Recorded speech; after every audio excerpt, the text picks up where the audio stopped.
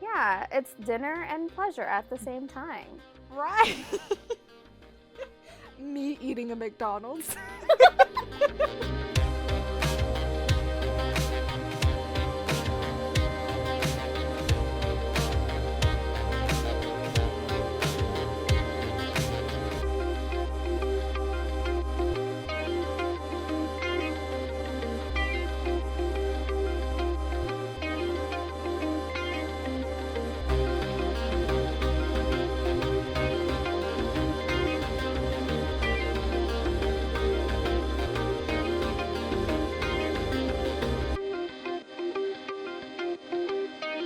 Hello, everyone. Welcome back to Romancing the Monsters. I'm Em. Hi, I'm S. I'm Seth.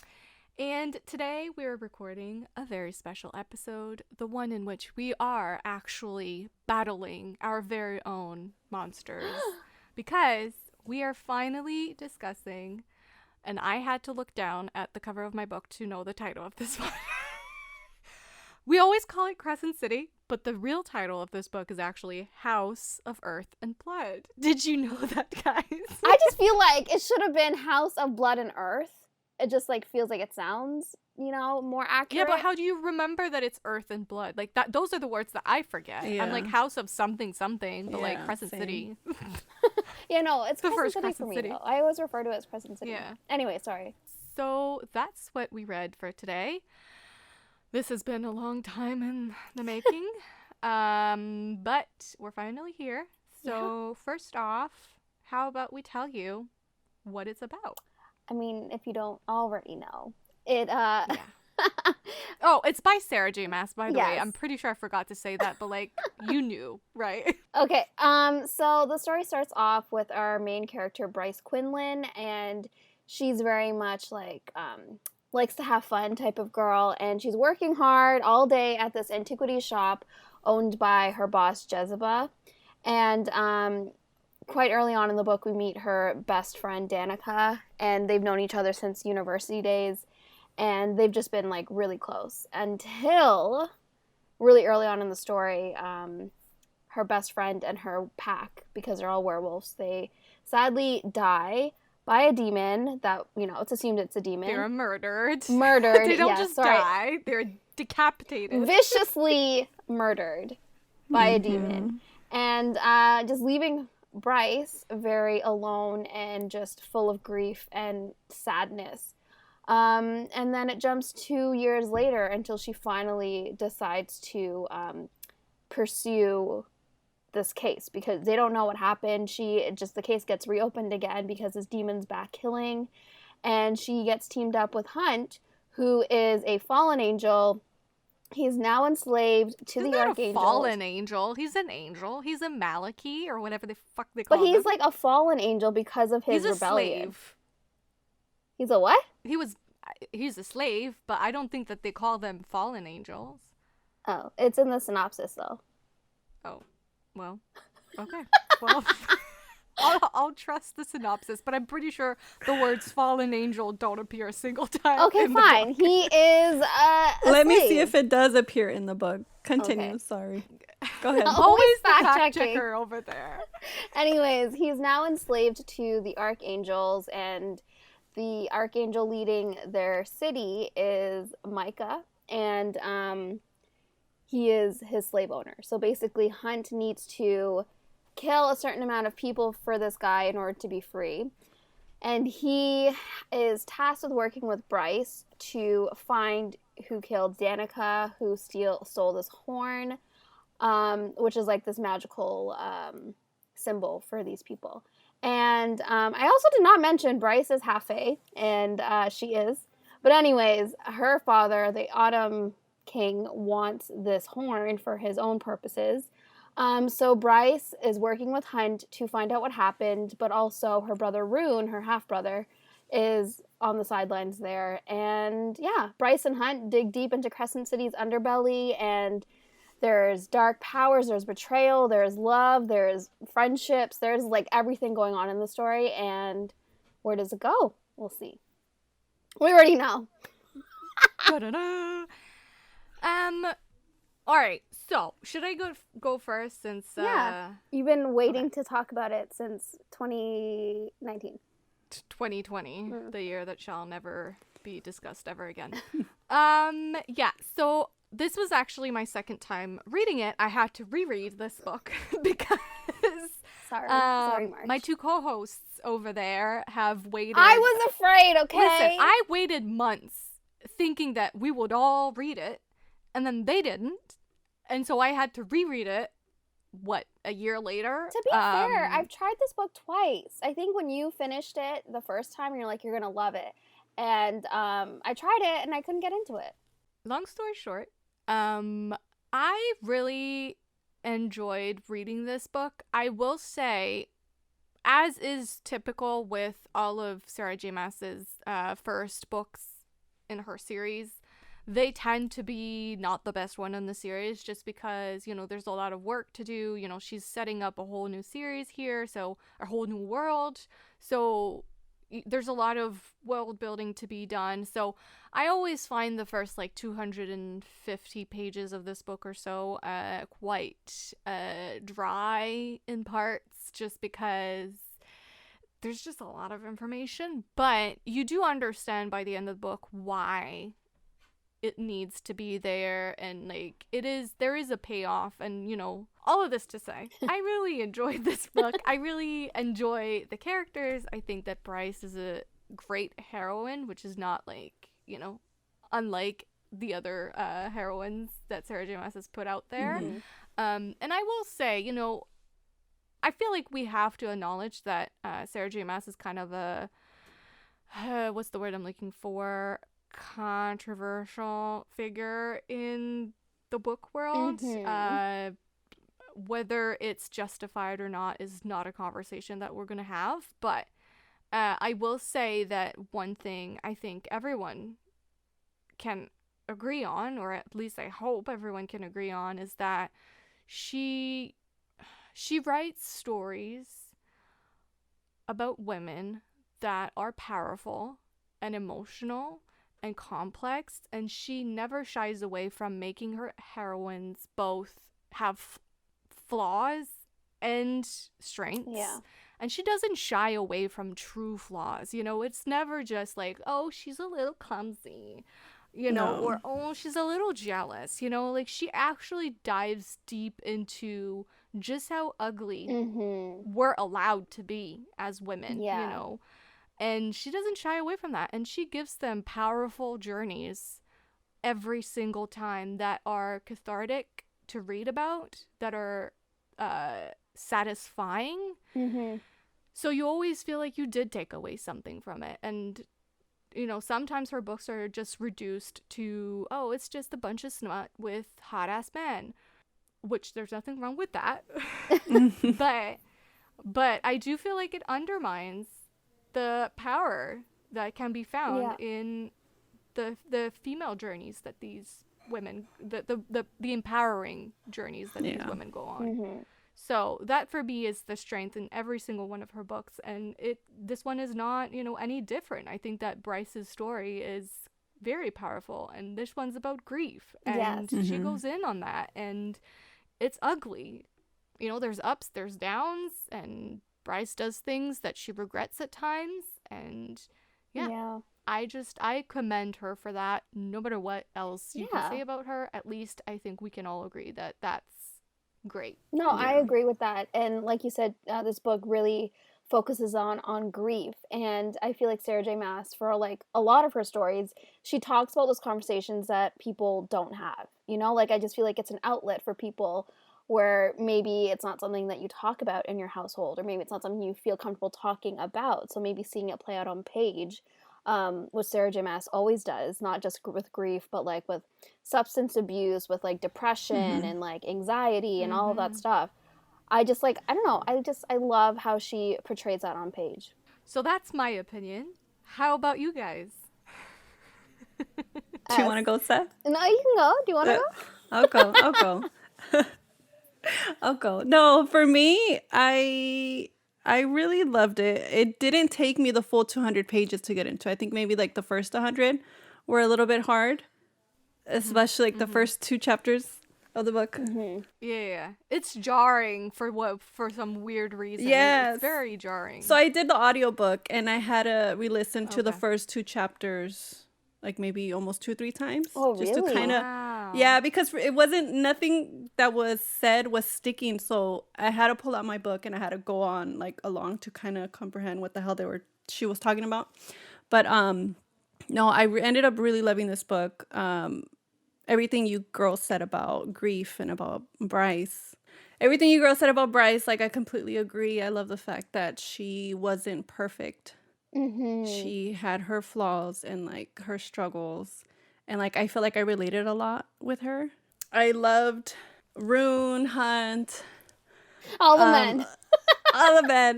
No, one of my favorite like side characters is Lahava. Oh, yeah. Yeah. And let me tell you, if you've read this book and if you know what happens to Lahava, like I mean, you should not be listening to this if you haven't read the No. book. yeah, true. Spoiler alert. There will be a lot of spoilers here. Yes. So. So if you know what I'm talking about, like that chapter towards the end, I think Yeah. like 79 or whatever. Yeah. Yeah. I wasn't sobbing like you would think like I would be like, but like I like tears were just like running down my eyes. Uh-huh. And like I think Just I fell a slow asleep. cry. Just a slow cry, and I'm just like it felt horrible. And anyways, just all this to say that I really loved the book, and I loved how it ended, and I feel like it was a journey for Bryce, and I Yeah. feel like towards the end you kind of saw her overcome Yeah. everything Yeah. she was struggling with.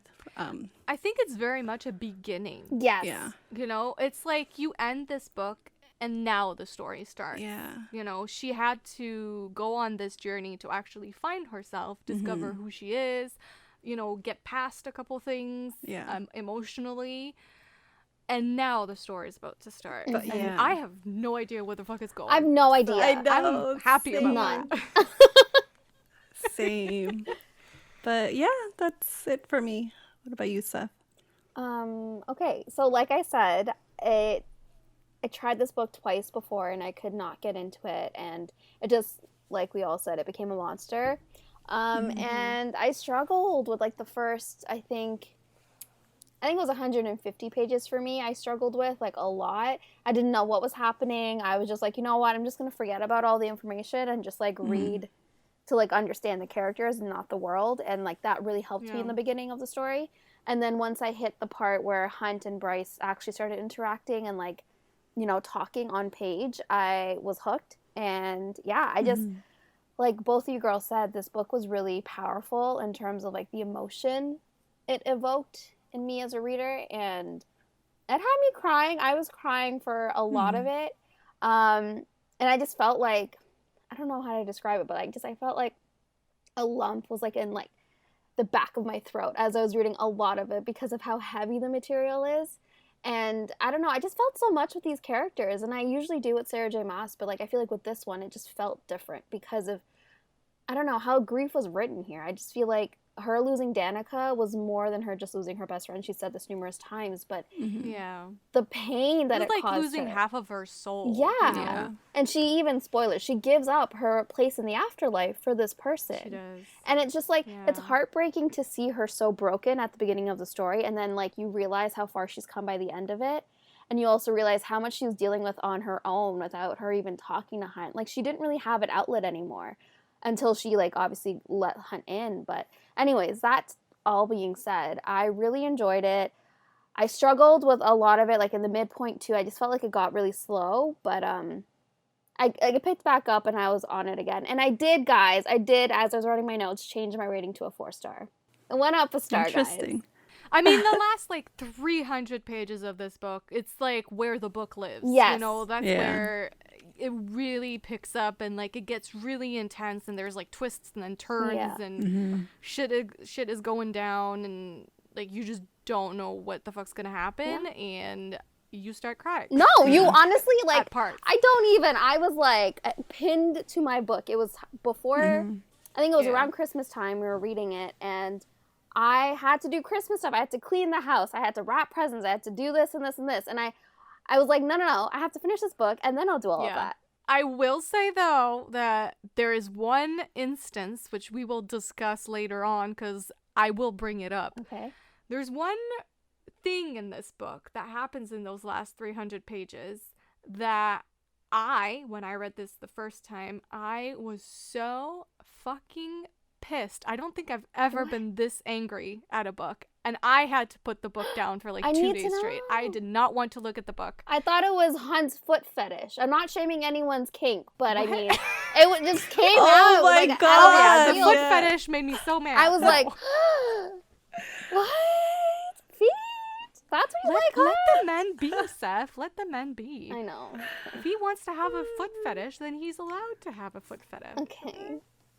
I will say, though, I also want to say that one thing I remember struggling with when I read it the first time was Danica. Oh. In those early chapters. I didn't like Danica in the Okay, early chapters. I could see that. will say, though, that I think it's a great example. It doesn't matter if you like her or not, you know? Because Mhm. all that matters is that she mattered to Bryce. Yes. She mattered so much, and she was so important to her, and, you know, vice versa. And I actually like that about the book. I like that I never quite liked Danica, but I understood that she was super important to Bryce, and that my opinion in the matter doesn't fucking matter. Yeah. You know? Yeah. And I kind of like that the book tells me that in a weird way. I know that sounds weird. I don't matter, and I like it. No, I felt that as well with her. And it wasn't that I didn't like her. It's just there were parts about her that annoyed me, and I don't know why.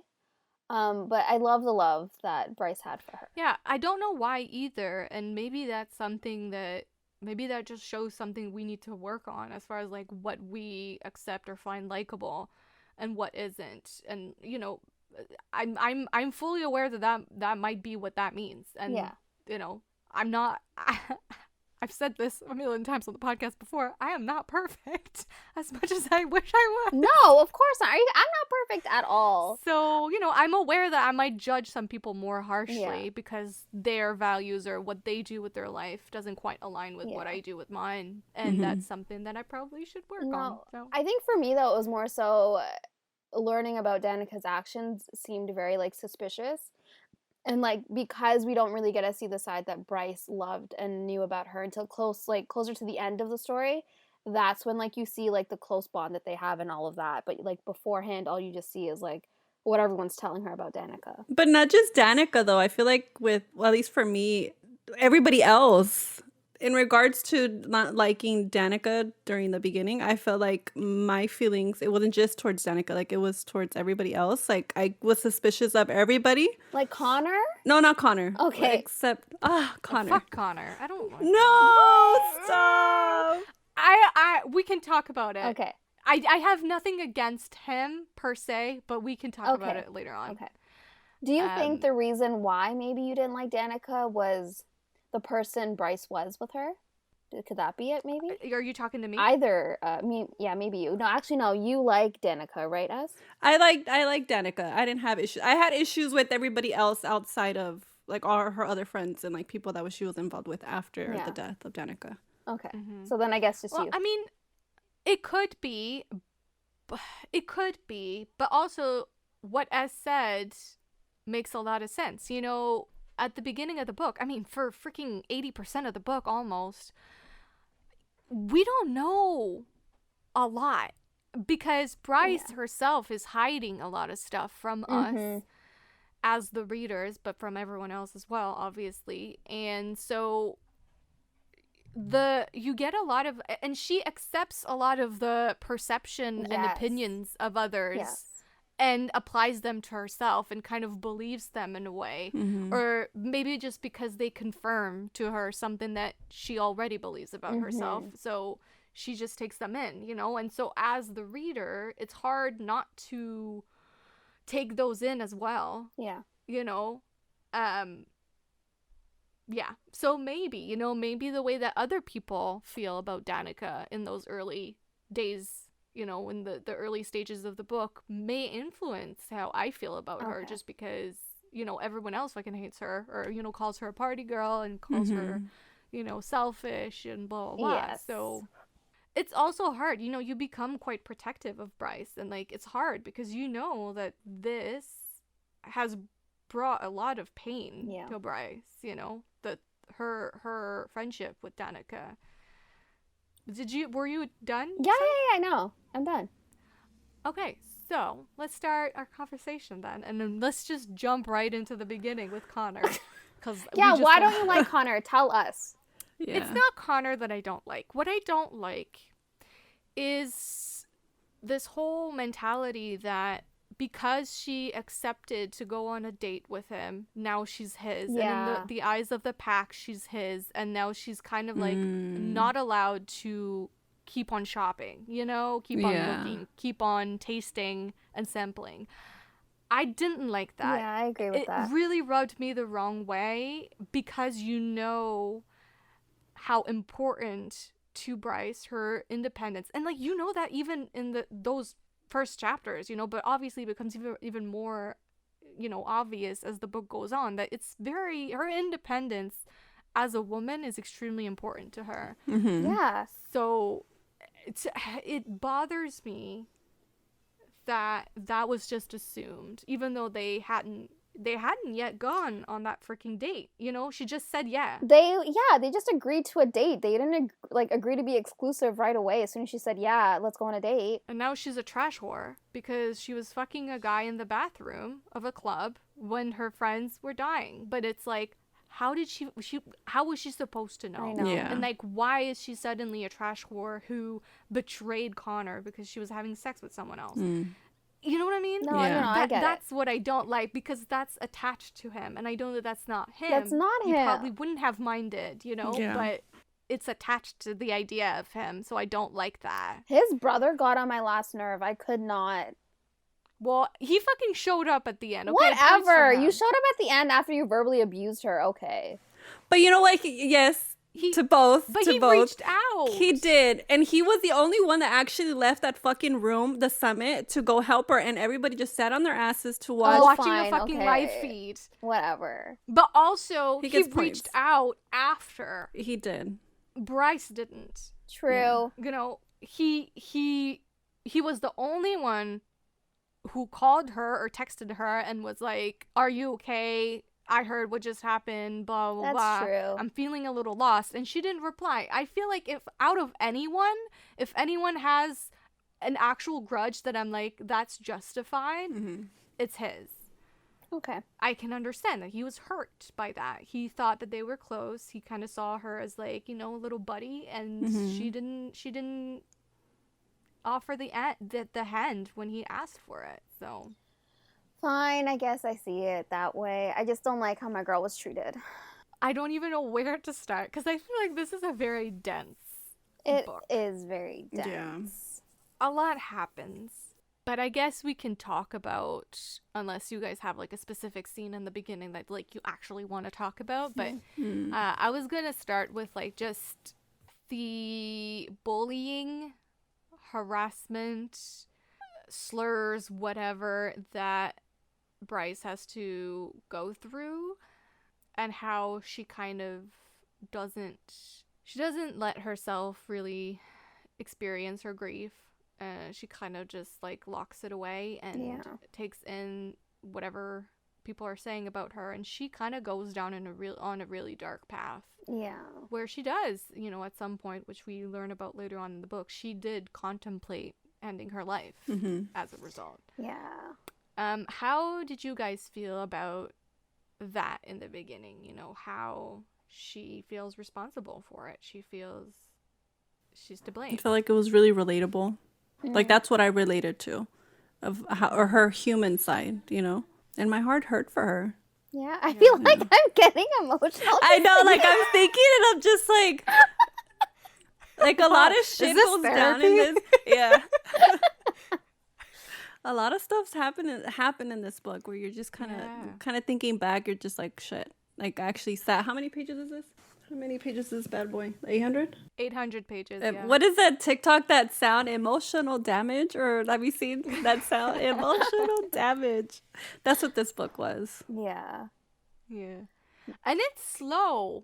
it's a slower pace. Mm-hmm. But to me, in a weird way, I think that makes sense because grief is a slow process, Yeah. you know? And so her own journey with it has to be a little bit slower Yeah. than, you know, she's not going to get over it right away. And also, like, if you constantly throw things at your characters, then they're not allowed to have those moments where they're actually experiencing their emotions and, like, actually moving forward or, you know, No, I agree trying with that. to.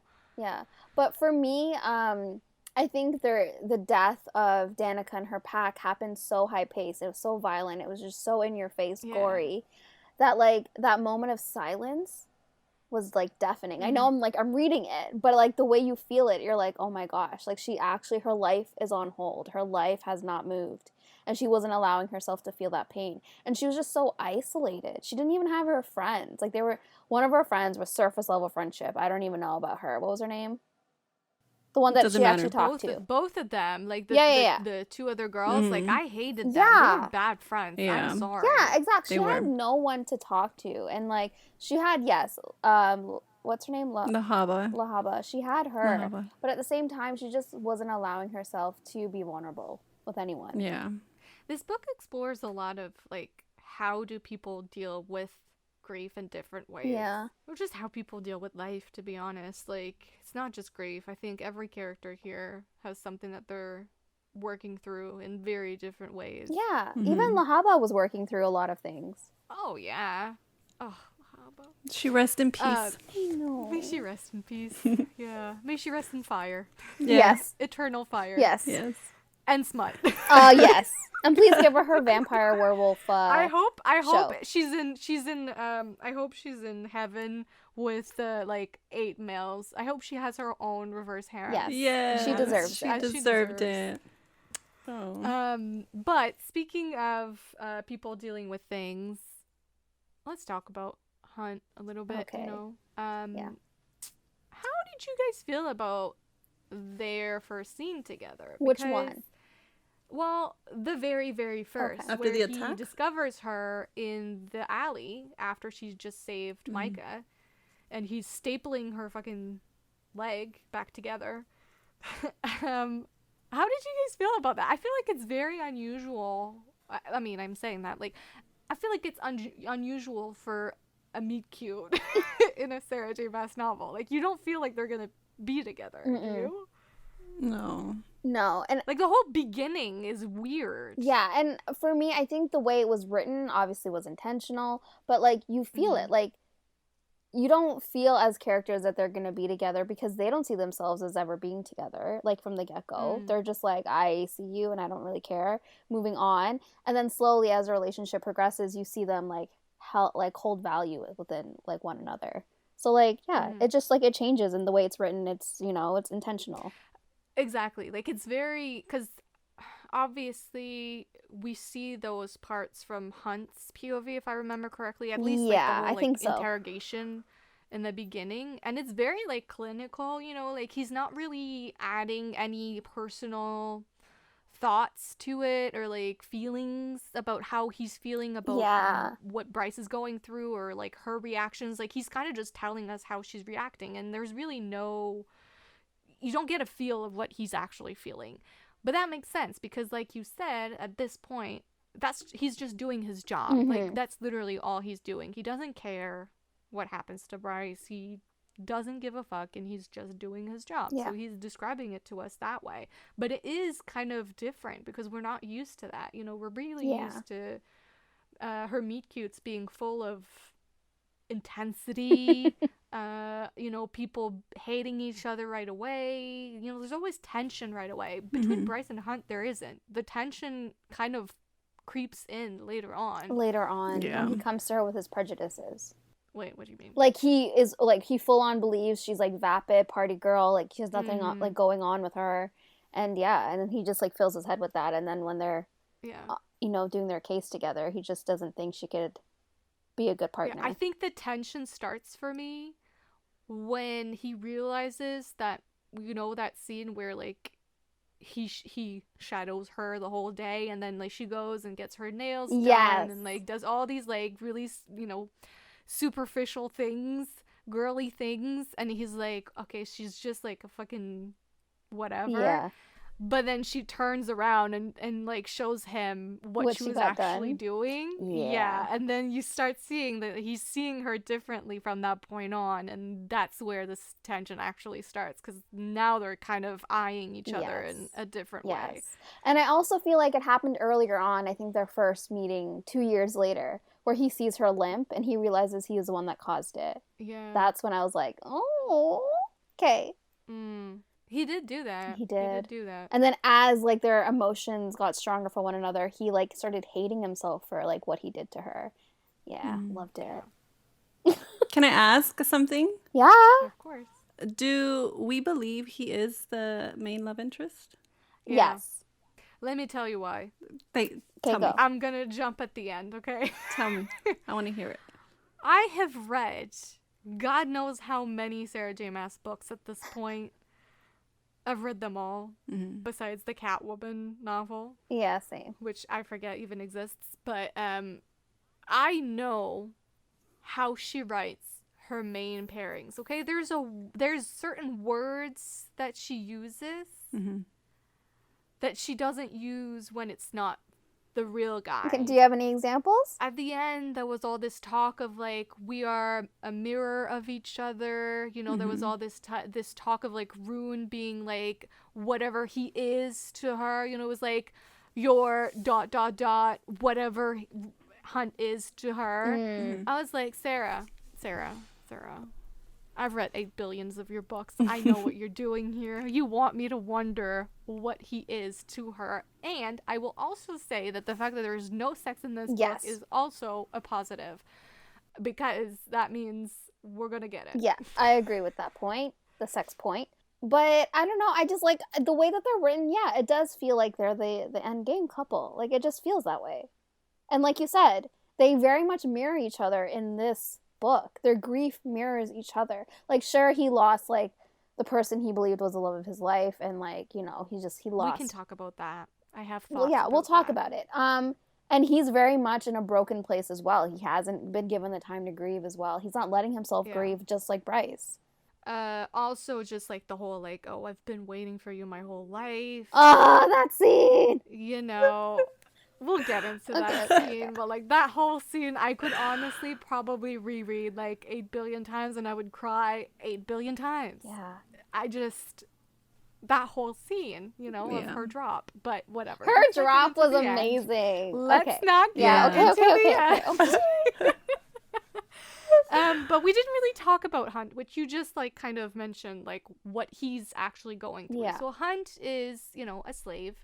Yeah, so he used to be a soldier, I guess, or whatever his title was in the army. And, you know, he was filled with these, like, big ideas. He got involved with a woman who was, you know, a higher up in the army.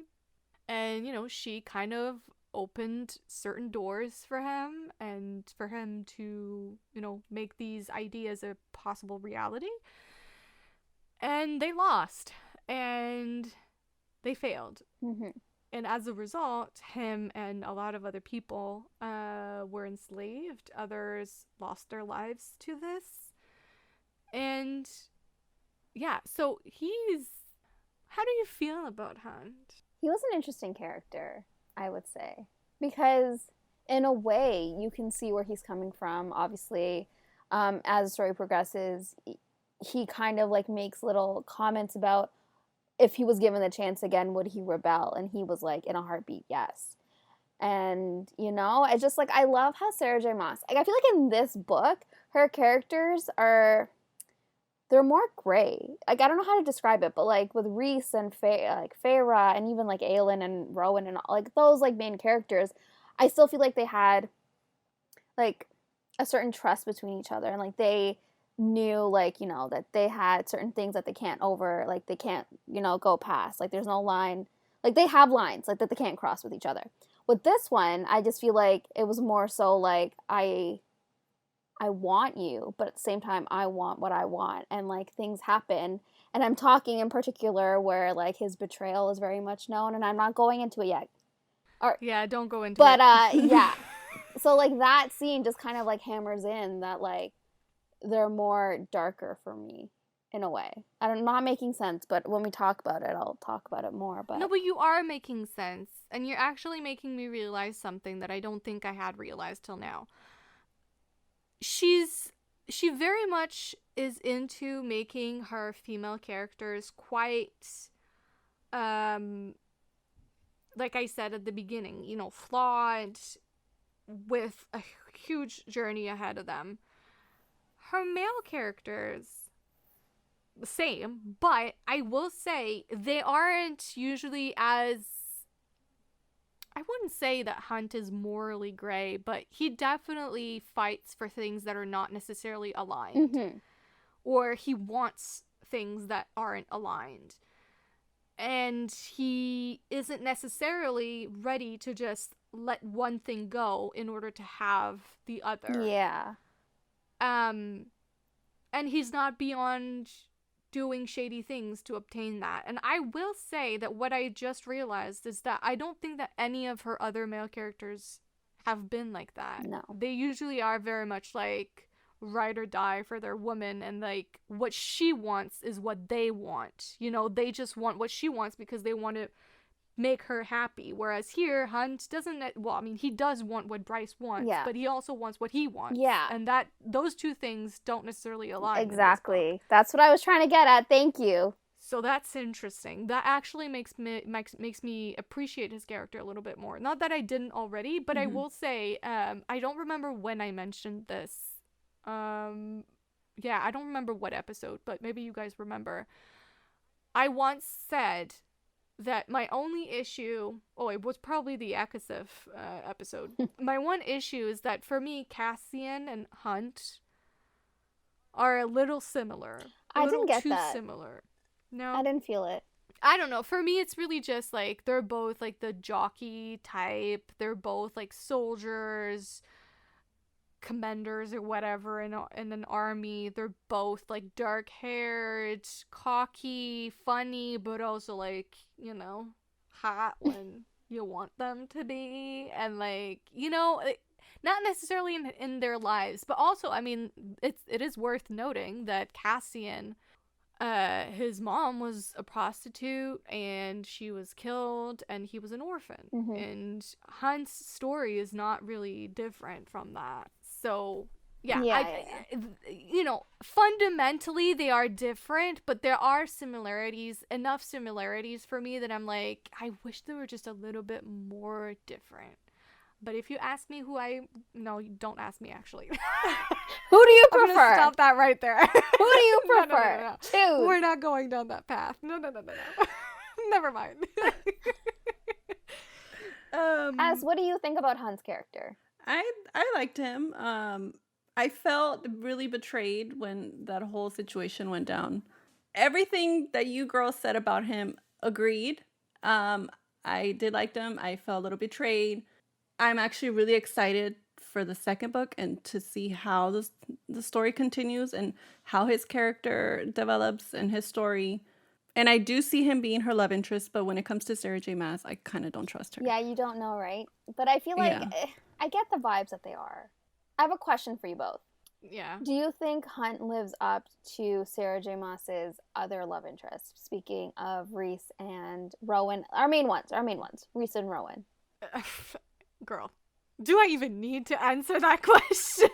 Like, do you think like he like stands like not a chance against them, but like is he? Do you think he's a part? Is it a trio now? Do you feel like it's a trio of like main Sarah J. Maas man? Not with Hunt, but with Rune. I feel like Rune fits into. That's a wild card. Okay. Interesting. Category with that trio. That can be a trio.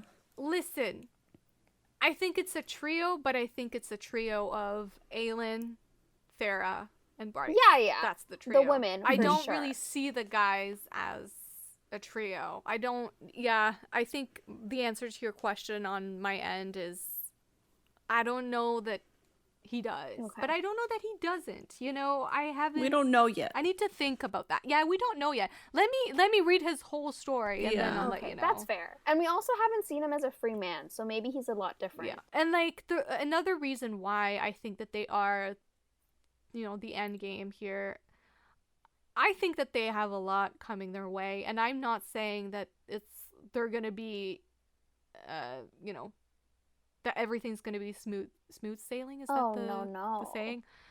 I can see them having fallouts. I can see them going through shit, and then eventually finding their way back to each other. Yeah. You know? Because they're both on, like, the road to recovery at this point. They're not fully healed or, like... What if they don't? You know, what if Bryce just gets to have someone at her side the whole way through? That would be different, you know? None of these ladies... Like a platonic soulmate? Is that where you're going with? No, I mean, like, what if they don't actually have, like, fallouts and difficulties and stuff, and they're just, like, together the whole way through? Yeah. That's okay too, you know, we haven't really gotten that. You know, Farah had to do part of her journey alone and part of it with a fucking tool that we won't mention. You know, Aelin for sure, like, she wasn't with her fucking mate for a whole book, and then it took 2 books prior to her meeting him. Yeah. You know, that she wasn't with him either. So it'd be interesting to actually have a heroine for once who actually is with him the whole way through, though we all know they're gonna go through shit. It's Sarah J. Maas. They're gonna yeah. They're gonna be separated at some point, and then we're gonna get a great reunion, and then great reunion sex. Yes, because this book is adult. Well, yeah. I mean, that's a question, actually. Like, do you feel that this book is actually any different from the others? No. I don't feel it either. I mean, I do feel like she's, like, the sex is gonna be hella hot, like, speaking Akasif level type sex, like, it's gonna be constant, and, like, it's just gonna be there. So I think book 2 probably will feel that way. I guess maybe the language, you know, there's a couple more fucks in this book than, you know, other books besides A Court of Silver Flames, obviously.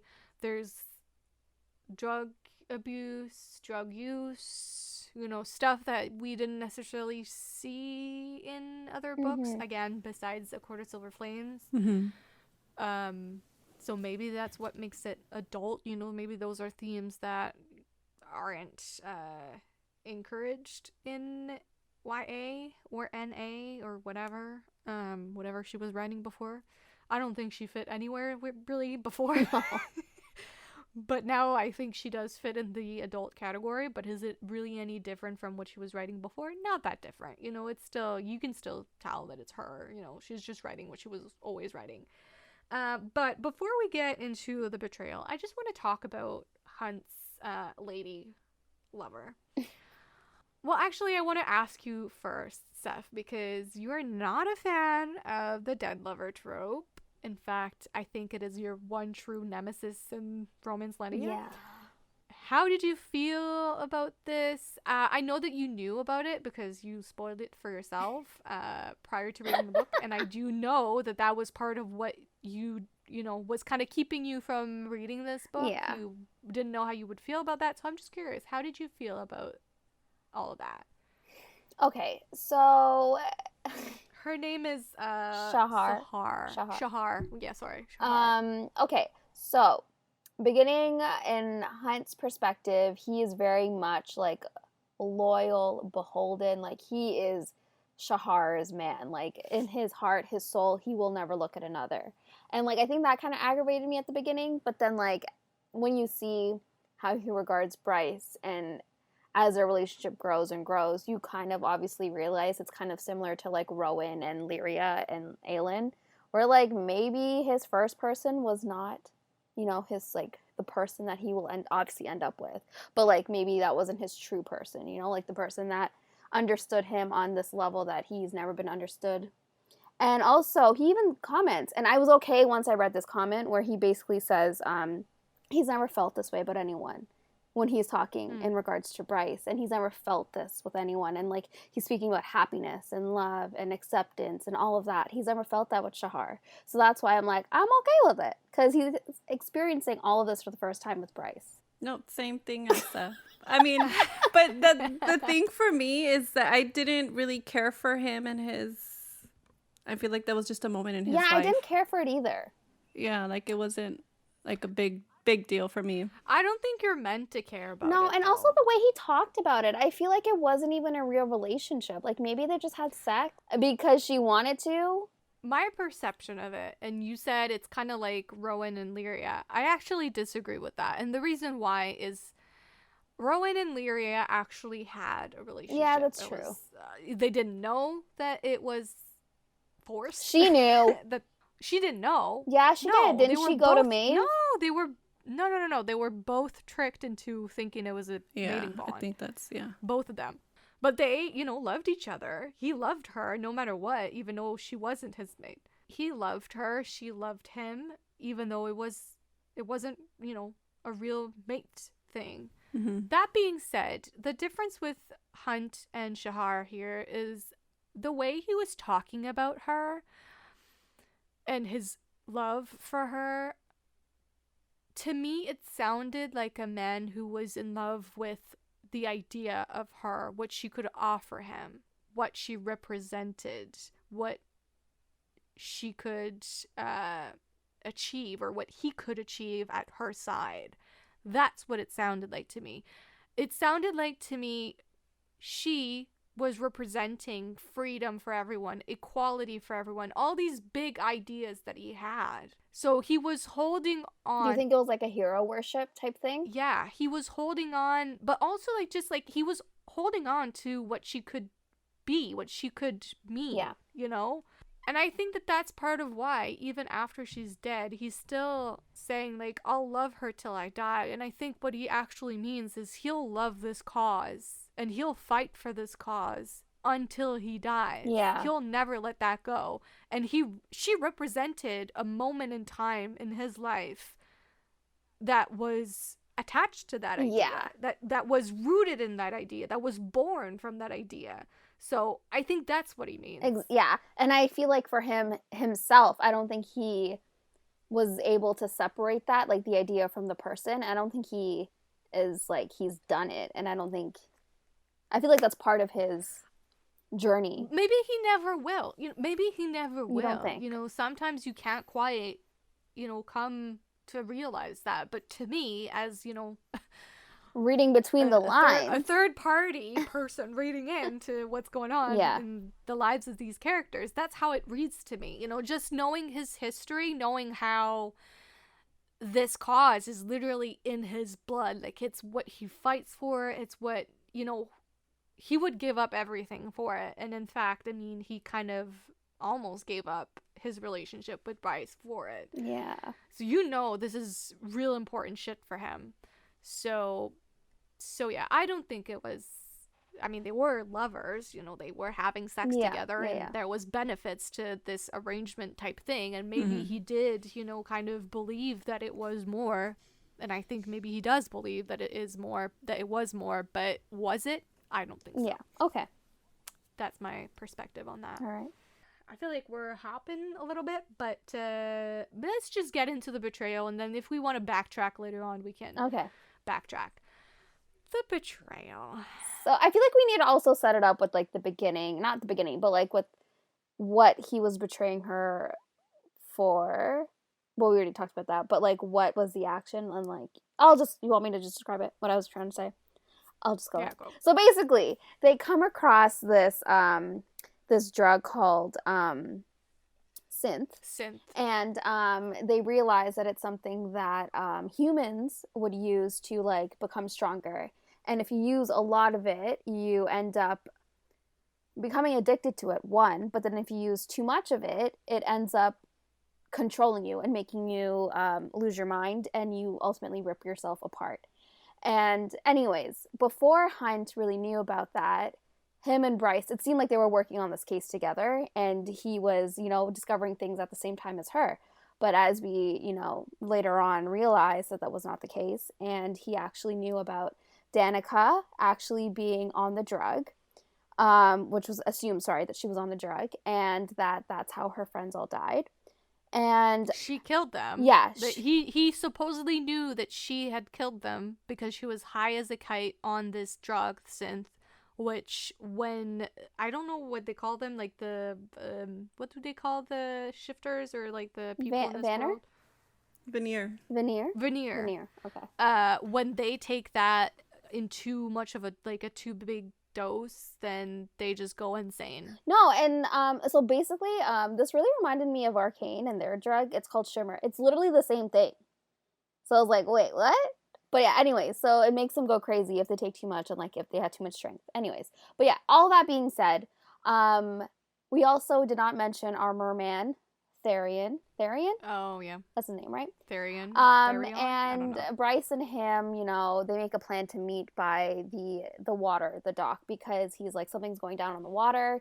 I will take you there. And so he takes her to the boat, and lo and behold, Marge, you could take it away. So, turns out, I mean, it was Hunt who did what she just said, you know, but turns out, you know, Bryce is there with Therian, whatever his name is, and Hunt is there, and she's like, what the fuck? And he's like, I'm so sorry. And then he goes on for pages and pages telling her all the fucking shit he already knew. Yes. And wasn't telling her. And she looks like a fucking fool as a result. And she's rightfully fucking hurt. He broke her trust. Like, it wasn't even just he did. knew. It's like he pursued this relationship with her. Yeah. Full well knowing the truth about her best friend and what's breaking her apart. You knew it. Anyways, continue. Sorry. Yeah. This is the moment I had to put my book down and did not come back to it for 2 days. I was so fucking pissed. And let me tell you something. It's not just because of Hunt. I actually feel this is not one of Sarah J. Maas's best plot twist. I don't think it was orchestrated very well. Really? I loved it so much that I didn't even realize it was happening until I felt my blood, you know, drop out of my face. And I was like, holy fuck. Well, that's my problem. That is my problem. I was interested in doing this reread because I wanted to see how I would feel about it the second time around, and could I piece it back together.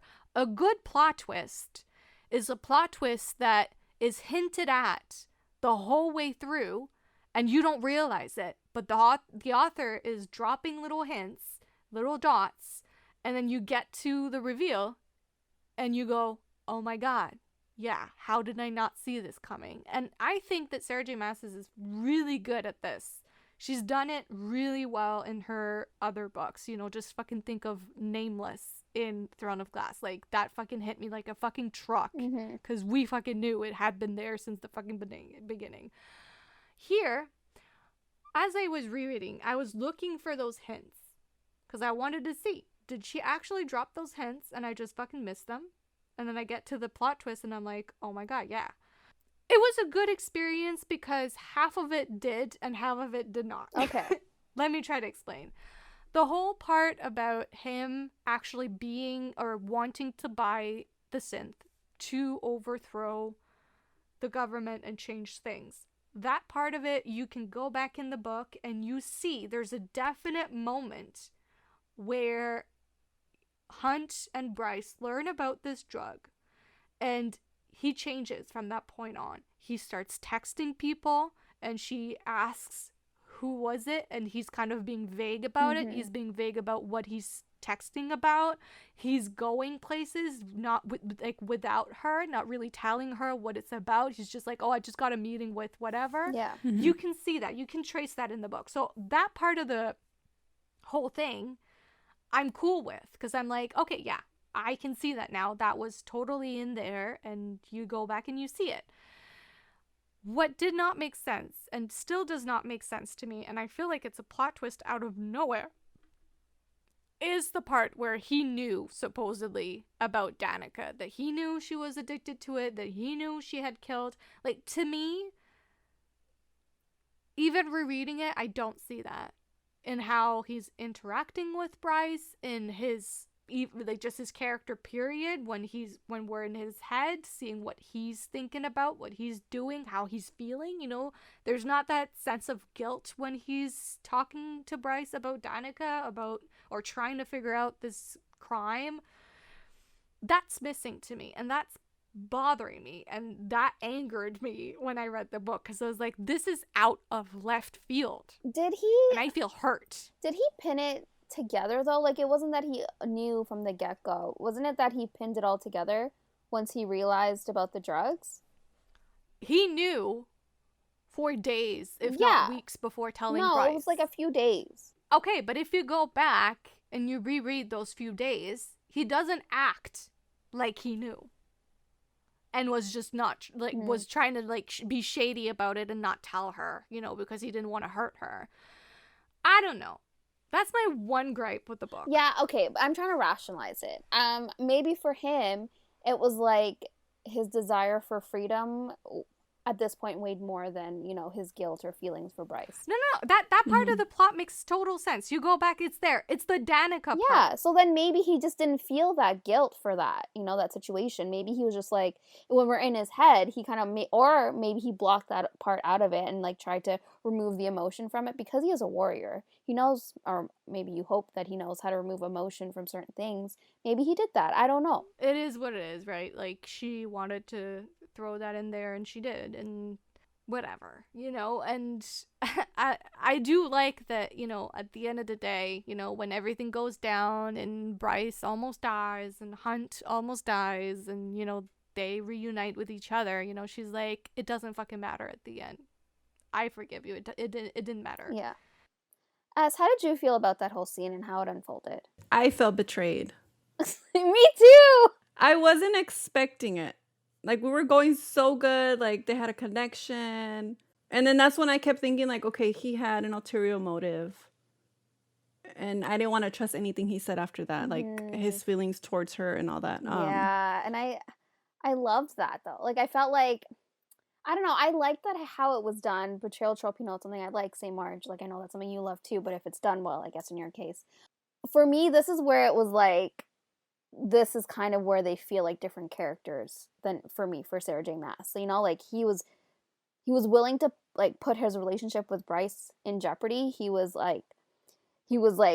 this, like, he was okay with losing her trust. He was okay with betraying her just for like the cost of his freedom. And like at this point, this is where in like her other series, he would no longer be a love interest. Like, I feel like you would not. Rowan would never. Yeah, exactly. Which is like where I was trying to get at. Would never. He would never. Like Reese, would never. Even Lorcan would never. He betrayed everyone else to have his girl. Where it's like. But he kind of betrayed her. Okay, well, he didn't know he was doing that. At the same time, he wanted her safe. Well, fine. So all that being said, it's just like no one else would have done that. But I love that Sarah J. Maas did it in this book because it just fit these characters. And like, I don't know. Yeah. I just loved how it was done. And for that reason, for what I mentioned earlier, I think it makes me appreciate Hunt a little bit more to realize that he is doing something here that none of the other Sarah J. Maas main guys would have done. And I'm not knocking the other guys. I love them and I love their like fealty to their women. Like, come on now.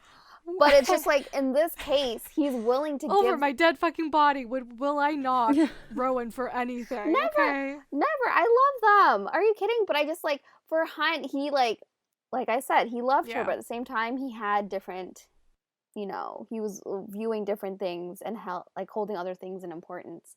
And I don't know. I just feel like, I don't know where I'm going with it. All I just want to say is it was fresh and new for me, for Sarah J. Maas, and I really, really appreciated it. Speaking of, this is actually a great segue into something I wanted to discuss with you guys.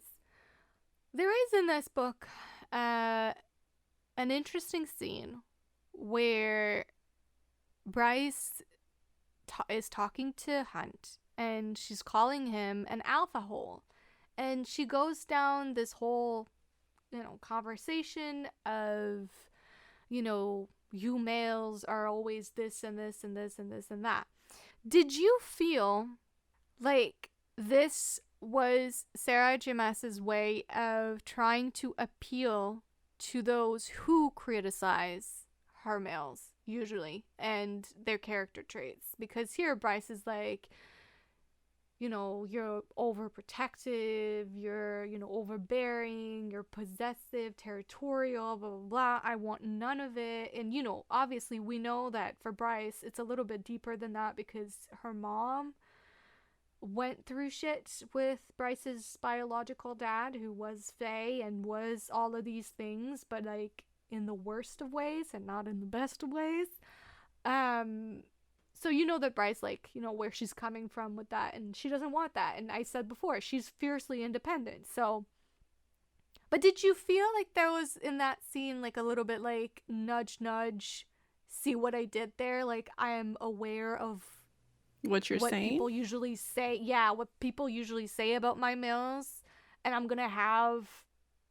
I don't know. Like, did you feel like she was trying to go back on what she's done in the past, or maybe she was poking fun at what she's done in the past? Like, I'm not sure what the sentiment was here. Like, how did you feel? Did you even have any thoughts when they had that conversation? I didn't catch up on No. like what Marge said. I didn't catch that at all. No, I mean, like, I didn't really have many thoughts. I think it was more so like her acknowledging what fans are saying, but more so being like, haha, I see what you're saying about my characters, but to be honest, I don't see Hunt that way though. Like, I don't feel like he's territorial possessive yet. I don't feel like he's like Less so than everyone else. Yeah. yeah, like definitely. I don't know. Sure. This is also something I also want to bring up. They mention mates, but I feel like it's like their version of marriage. Like, I don't know if you guys caught that. Like, they mention it twice in the book, and it's more so like it's like you find your person and then you become mates. Like, it's like you become mates. Well, we don't know about that. Obviously, we're introduced here to different species. Yeah. We've only ever had faes before. Yeah. So maybe for Bryce, there is mates. For Rune as well. But maybe for Malax, whatever they're called, Malachim? males or Malachim? people in general. For angels, maybe it's different. You know, maybe they don't have mates. I don't know. Maybe the ... is what's left to fill in. I agree with that, and I also don't see Sarah J. Maas not doing mates. I do not see it. We love mates. Like, why Yeah. would she take that away from us? I don't want to play an old marriage. That's the thing. I don't think she would. I think they're, like, I just don't know how it's going to work into the story with her not mentioning mates. Well, she mentioned it twice, but only 2 times, and that was it. It just bothers me how much people love to criticize her guys and be like, they're such toxic men, blah, blah, blah, blah. To me, it just really lacks nuances. And that one scene, I don't know how I'm supposed to interpret what's going on. And, like, I like to think that what she's actually doing is telling us there is a difference. And I'm going to show you what the difference is when you have Hunt, who is my typical kind of guy in my books, who's self-aware of what he's doing and, you know, etc. Yeah. And then I'm also going to give you a guy like the Autumn King, and I'm going to show you how I'm aware that can go wrong. Yeah. Yeah. Not that she's never done it before, because if you remember A Court of Mist and Fury, Rhys's parents. His parents, yeah.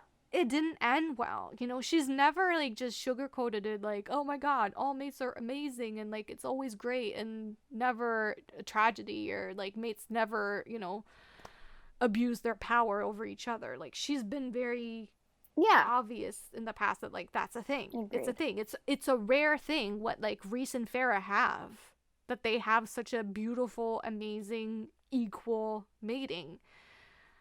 So I'm gonna choose to see it here as that she was acknowledging what she knows these conversations are going on. Like, of course she knows, you know, people fucking bully her online over it, so she knows. So I'm gonna choose to see this conversation between them as that, just her being like, I acknowledge this, and I'm gonna show you that there is a difference, and they're not just toxic men because they have these character traits. There is you know, a fantasy to be found in that. There's an appeal to be found in that, in a man that is not abusing it. Yeah. And there is tragedy and pain to be found in that as well for men that do. Yeah. Yeah. No, I think that's a good way of looking at it. All right. Do you guys have any scenes you want to talk about? Because I'm kind of just like... We're just talking about relationships, but I also want to mention Rune. I feel like we barely talked about him, and I feel like True. he has a big part in terms of, like, Bryce's character growth. True. Who is Brune? Rune is her half-brother. He is the full-blooded son of the King of Autumn, and he is full fae, and he is known to be the heir of the Starborn Fae. Is that it? Uh-huh. Yeah. The Starborn Prince. He's a Starborn Prince. Yes, there you go. I don't know, man. To be honest, there's a lot of different names thrown in into this book. I also love that at first, Hunt is not aware that they're Yes. not cousins. They are brother and sister, and he's like, "Are you fucking him?" And she's like, "He's my cousin," and he's like, "That's never stopped anyone before." And I was like, that's so funny because Rowan and Aelin are distant cousins. Yeah. Like, again, I feel like she was poking fun at that. Yeah. Like, that's never stopped anyone before. But no, they are not fucking each other, that's for sure, and they are brother and sister. But S, you're the one that, like, seemed to really love Rune. Tell us about him. How do you feel We about all him? love Rune. I love Rune too, but I We feel all like do. she really, like, loves him. Yeah. I do. I sent a video to Seth yesterday because for some reason I pictured him in my mind a certain way, I guess. But the fan art just like describes him completely different. Like he has long hair, he has the side of his head shaved, he has the lip piercing, his ears are pierced. So when I saw he has all of that though. he does, but I didn't know that. For some reason, I guess I skipped over the character description in the book. Oh. Was he even described that way in the book? No, he was. It went over my head and I saw a fan art and I was like, okay, like my obsession just went up a notch after seeing the fan art. So the fan art was enticing to you. Yeah. Because I don't know what I pictured him as. But anyways. No, he's a little like punk boy. He's rebellious. Yes. He's but rebellious. I didn't know that. I didn't. I wasn't aware of punk boy Rune. Yeah. But I really hope we get more of him in the next book. I really hope we get to will. see. Oh, girl, she is setting him up. Him. Do you think him and was it Hypaxia? Yeah. Are they? Girl, You think they're gonna arranged marriage? They didn't know it was each other at first, and then they're gonna realize they're gonna get married. Yeah. But then she's like, I don't want to get married, so we got out of that one. And also, he was against it, Yes. and he probably still is, but he was interested in her before he knew that that's who he was supposed to marry. Yeah. And he's like, wait, so you're the one I'm marrying? All right, maybe. Yeah. And then she's like, no, I'm not marrying anytime soon. I'm super here for Me it. I also too. love, I don't remember her name, but she was great. I loved her. Who? Hypaxia? Is that her name? Hypaxia. Mm-hmm. I think she went by another name too, right? Well, she was a doctor in the that he met, and then that Bryce and Hunt went for her to remove the venom from her leg, which I loved. I love that we got to know Hypaxia as not the queen, because I feel like I don't know. There's just like but we knew. Did you guys know? I knew. I figured. I was like, this is obviously gonna be Hypaxia. I didn't know. No, really. I didn't know. Oh no. I So figured it seeing out. her in that setting in the summit was really nice. I actually went back and I read the first scene that Rune had with her, and I was like, did she say her name? But she really didn't. No, and they didn't really know. He's like, I didn't ask her name. No, I knew right away when she was introduced. I was like, she is that witch that he's gonna marry. Yeah. And here he is simping over her, not knowing that she's who he said he wouldn't simp over. What do you think I is love going it. on with her and Therian, though? Because they had looks at the summit. Oh, that's and her face got really red. Maybe they hooked up. A one-night stand. A mistake. But they felt like they had a familiarity between them. So that's why I don't know what's going to happen. Or maybe he knows something about how she feels about Rune Yeah, could be. that Maybe. nobody else knows. He knows a secret or two. Yeah. Maybe they're besties. Maybe. Oh, did they say that the witches and the whatever fish people were kind of had an alliance or something. Do I remember that? I think so.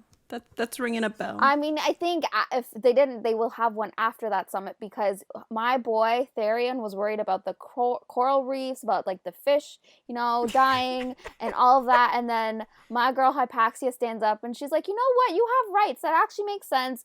I don't Yeah. agree with what's going on. And, I loved it. What's the title of the next book? House of Sky and Breath. I need to figure out who is in what house. Yeah. Like, I was real confused about that. I'm still confused. Does it say in the book? Yeah. So let's say, okay, the rivers, spirits, mare, water beasts, nymphs, kelpies, the nox, and other watched over by Ogenes. It's the house of many waters.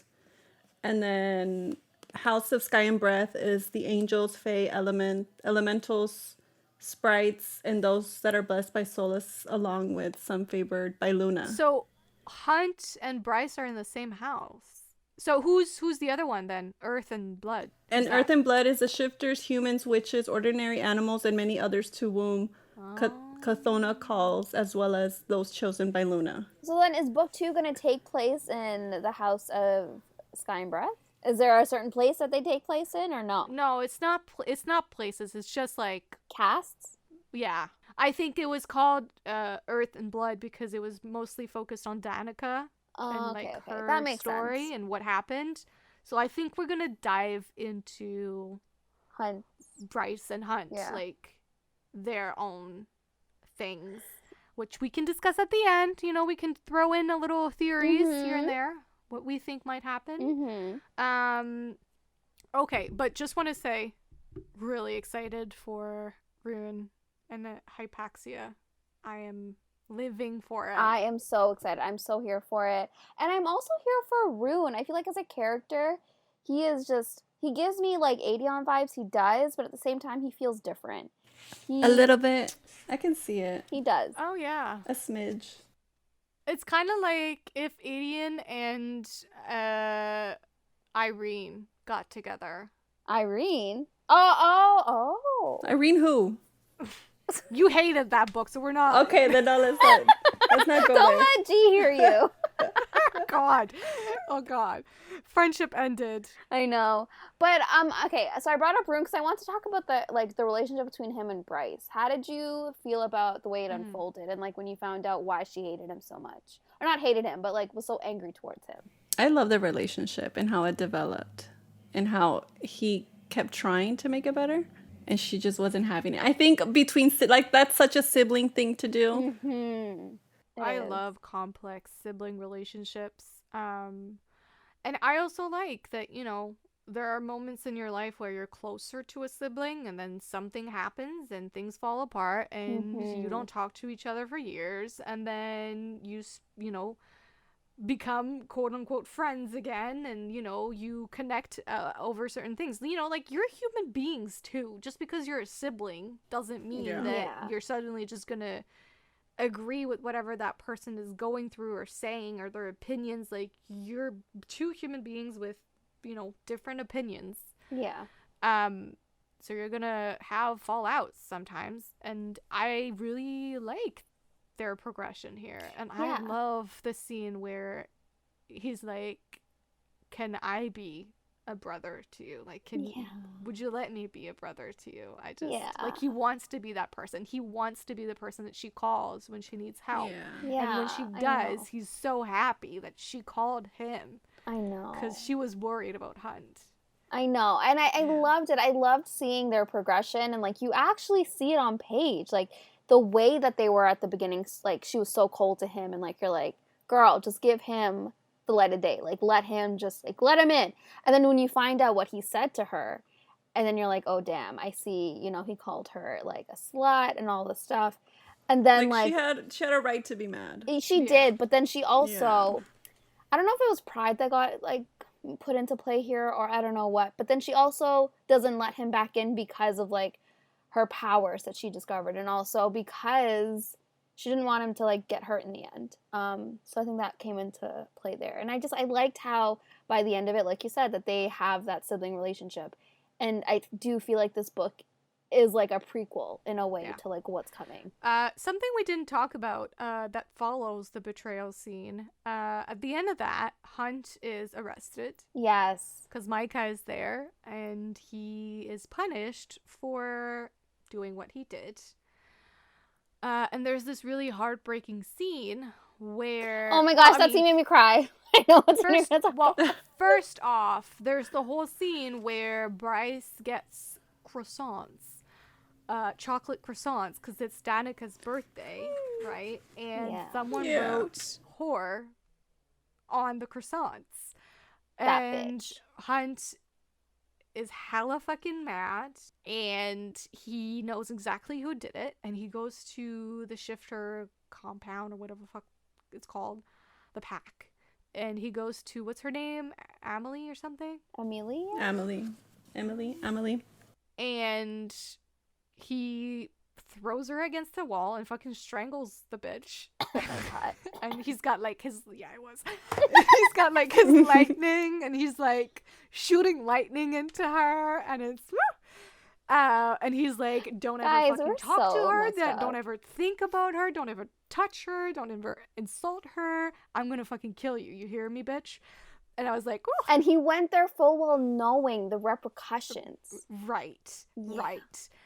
And so they bring him to Micah's office. And I love that she's there, the bitch is there, and Sabine is there. And Bryce. Sabine is like all like gloating and like, you know, being happy that someone's getting punished for this. And it's someone that Bryce cares about. Right, because she thrives on the pain. But the other girl is like, no, I don't want this. Like, never mind. I'm not going to press charges. Stop. Because what they're going to do is cut off my man's wings. Okay, wait. When is he your man? What the hell? Our man's wings. There you go. Thank you for the correction, sister wife. Thank you. They literally saw off his wings as punishment. Oh my gosh. What did they call it again? The living death. It's really angsty. Bryce is like, no, please, no. Like, she's screaming off the top of her lungs. She's begging on his behalf. Like, the way it was written. He literally, like, passes out from the pain. It was great. Yeah. It was great. I loved it. But I will say, so, do we all agree that angel wings, so wings that have feathers, are not as sensitive as Illyrian wings? We don't know, though. They didn't do any wing play. No, she was washing his, you know, when she was cleaning his wings in the shower when he had like that breakdown. He wasn't thinking about sex at that point. He was so broke. He wasn't even in his brain at that point. Fine, but I was like, Marge was the one that was thinking about it. I was thinking about it. I was like, she's touching his wings. I was thinking about it too, but that's why I'm like, I'm not writing off the wing play yet, the wing kink. I'm sure it's still going to be there. But he just wasn't in the mindset for it at that point. It better be there. What's the point of wings if they're not sensitive? I know. Maybe like the root of the wing is really sensitive. So if she like touches it, okay, we're getting in depth. But if she touches him at like the base of his wings, maybe that's where. Listen, I just finished a book about angels. Yeah. And in that book, their wings have feathers and they're very sensitive, but the most sensitive part, I think, is like the underside. Oh. Like you can literally just come from being rubbed a little. Sorry. So what book is this? And it does have like a wing job scene? Oh, yeah. She literally comes just from being touched there. Oh, wait. So she has wings. Yeah, he doesn't. Oh, that's different. Yeah, so the book is Feather by Olivia, I think it's Wildenstein. That's the one you've been reading, right? Yeah, I really enjoyed that. Very appropriate title. Well, yeah, because he calls her Feather. Oh, okay, that's cute. He's a mobster. And she's like a good girl angel trying to redeem him. Mm-hmm. I love mobsters. It's a Romeo and Juliet retelling. And I will say, as someone who does speak French, my one pet peeve is the French is never good in books, ever. There's always a mistake somewhere that really annoys me. Or like people talk like in a really stilted way that doesn't feel natural. Like literally no one would speak French that way. The French in this book, I don't know if maybe her spouse is French or like maybe she lived in France for a while or whatever, but like the French was impeccable. Like it was literally like using slang as you would, and like it wasn't like strict or anything. It was just like how people would talk. And like I'm not French from France, but I know how they talk, so like yeah. How many books is it? Three. 3, and it follows the same couple? 3, but it's different characters. Oh, okay. Adding it right now then. So yeah, if you want a little wing play scene, there is one in that. I'll probably bring it up in our next catch up and chill, so I won't say too much, but yeah, I really enjoyed that. I'm jumping into book 2 as we speak. Oh. So yeah. Okay, we should probably get back to right, we Bryce. should probably get back to how did you feel about their moment on the couch? So when they like lose control, Right. not lose control, but they finally decide to give in to their sexual tension. Right. To relieve some tension. Yeah. Unfortunately, he starts bleeding all over the I couch. know! And that really dampens the mood. Dampen the mood like so much. Well, because like she came like so hard. And like it was hot. Like for her, she was like on cloud 9, and he was like, "Hell yes, finally get a touch." She was her. over here dying. Yeah, I know, right? He's like, like- "I'll take the pussy over my life." God. I mean, he was literally like, I'll fuck you so hard that you'll forget your name, you won't be able to walk, blah, blah. Like, he's giving us all these hopes and dreams. You know, we're thinking about He it. will deliver in book 2. He better. He better. I love that, like, when he is talking to the nurse afterward, Bryce is like, he made sure to ask if he was cleared for sex. I know. He wasn't. He wasn't, and He he was hated not. it. Okay, sorry. You talked about one sort of punishment, and then moving on to the next one. The betrayal, when he gets arrested. Yes.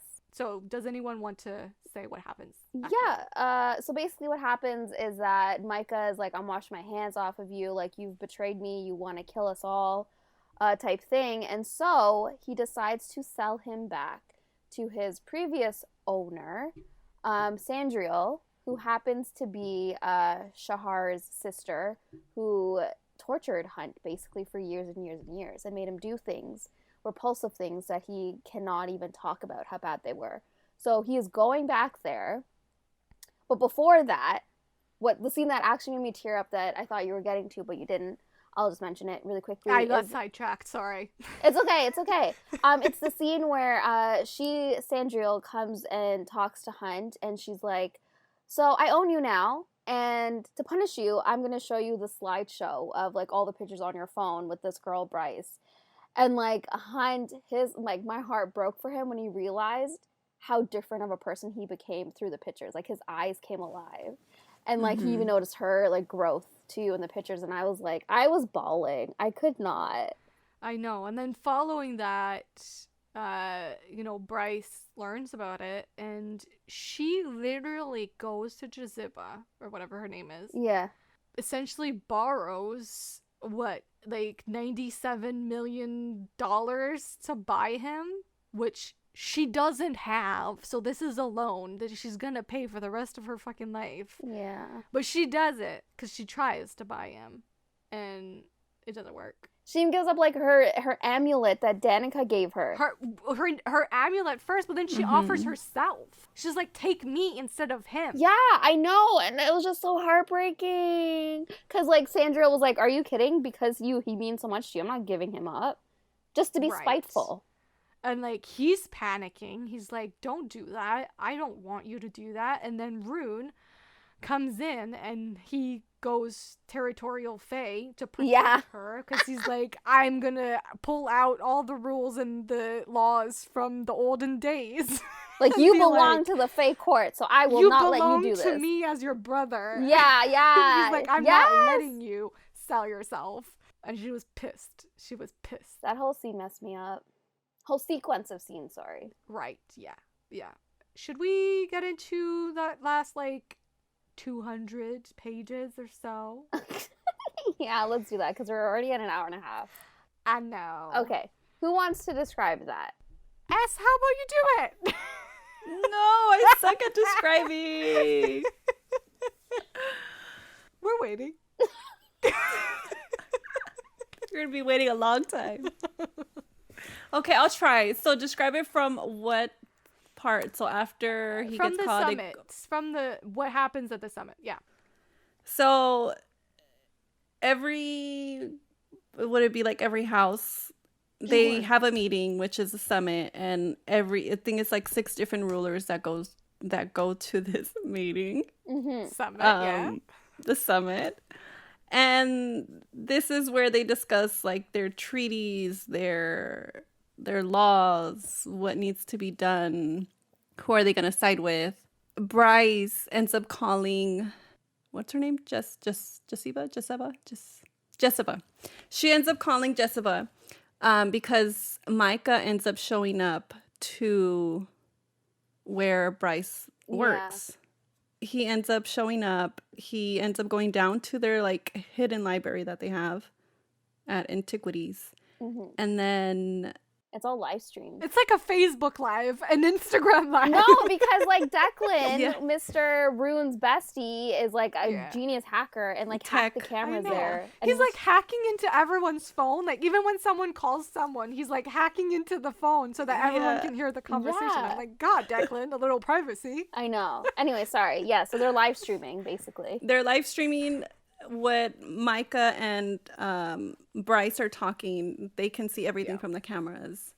And we learned that Micah is actually the one that betrayed. He had his own agenda. Mm-hmm. He was the one responsible for Danica's death. Yes.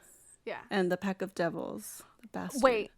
The moment for me that you go, oh shit, is when Bryce is standing in front of the camera and she says, help me.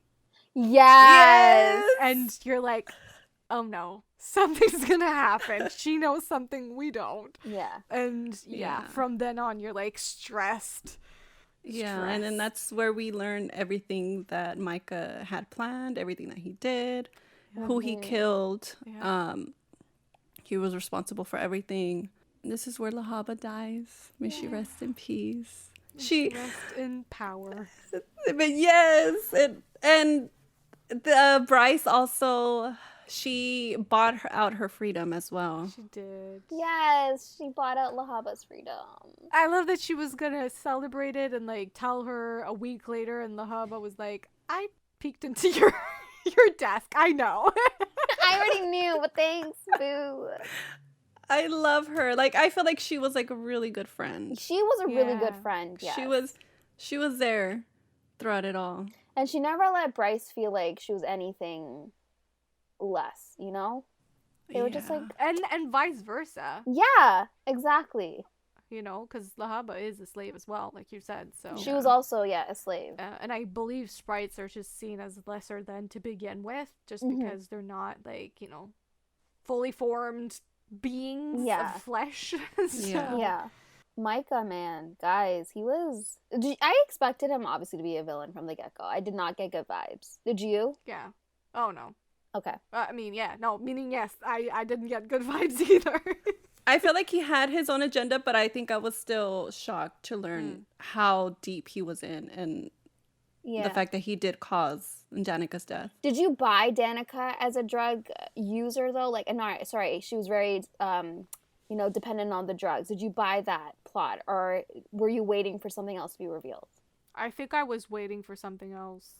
Yeah. Yeah, same. The way that Bryce described her, she didn't feel like she was a substance abuser, you know? Mm-hmm. So yeah. That one plot twist aside, I will say I do think that the intrigue and the whole detective plot in this book Yeah. was well done. Like it keeps you guessing, and you really don't know what it's gonna be until Micah reveals that it's him. You still don't know that it's him. You know, you don't have good vibes from him, but you're not like, oh, he did it. Yeah. You know, because you remember he was in the alley, and then you're like, well, why would he be in the alley? Yeah. You know, you don't really think about that, but he was there on the Yeah. sign of the crime. On Exactly. the scene of the crime. He was after Luna's horn. Right, yeah. To open portals, because okay, so I'm a little bit fuzzy. So his mission, he wanted an army from another world to, what was it? To overthrow like the government or like the everything basically, and like to put himself in power instead type of Okay. thing. Yeah. Okay. And then we Yeah. also realize that what had happened before Danica died was that she crushed the horn into like a powder, and then she made it in ink and got the horn tattooed onto Bryce's back. And that was a plot twist that I did not see coming. What did you girls think about that? I loved Because it. I feel like I have a little bit mixed feelings. Okay, let's about hear it. them. But mainly because I feel like everybody had their own agenda and they weren't honest with Bryce. Yeah, So she I was like agree the with last that. to know.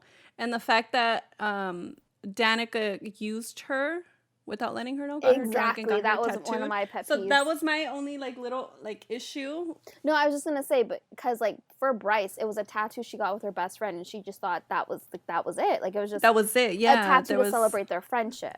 That could have been it though. But it wasn't. It was Well, she could have gone her whole life without ever activating the horn.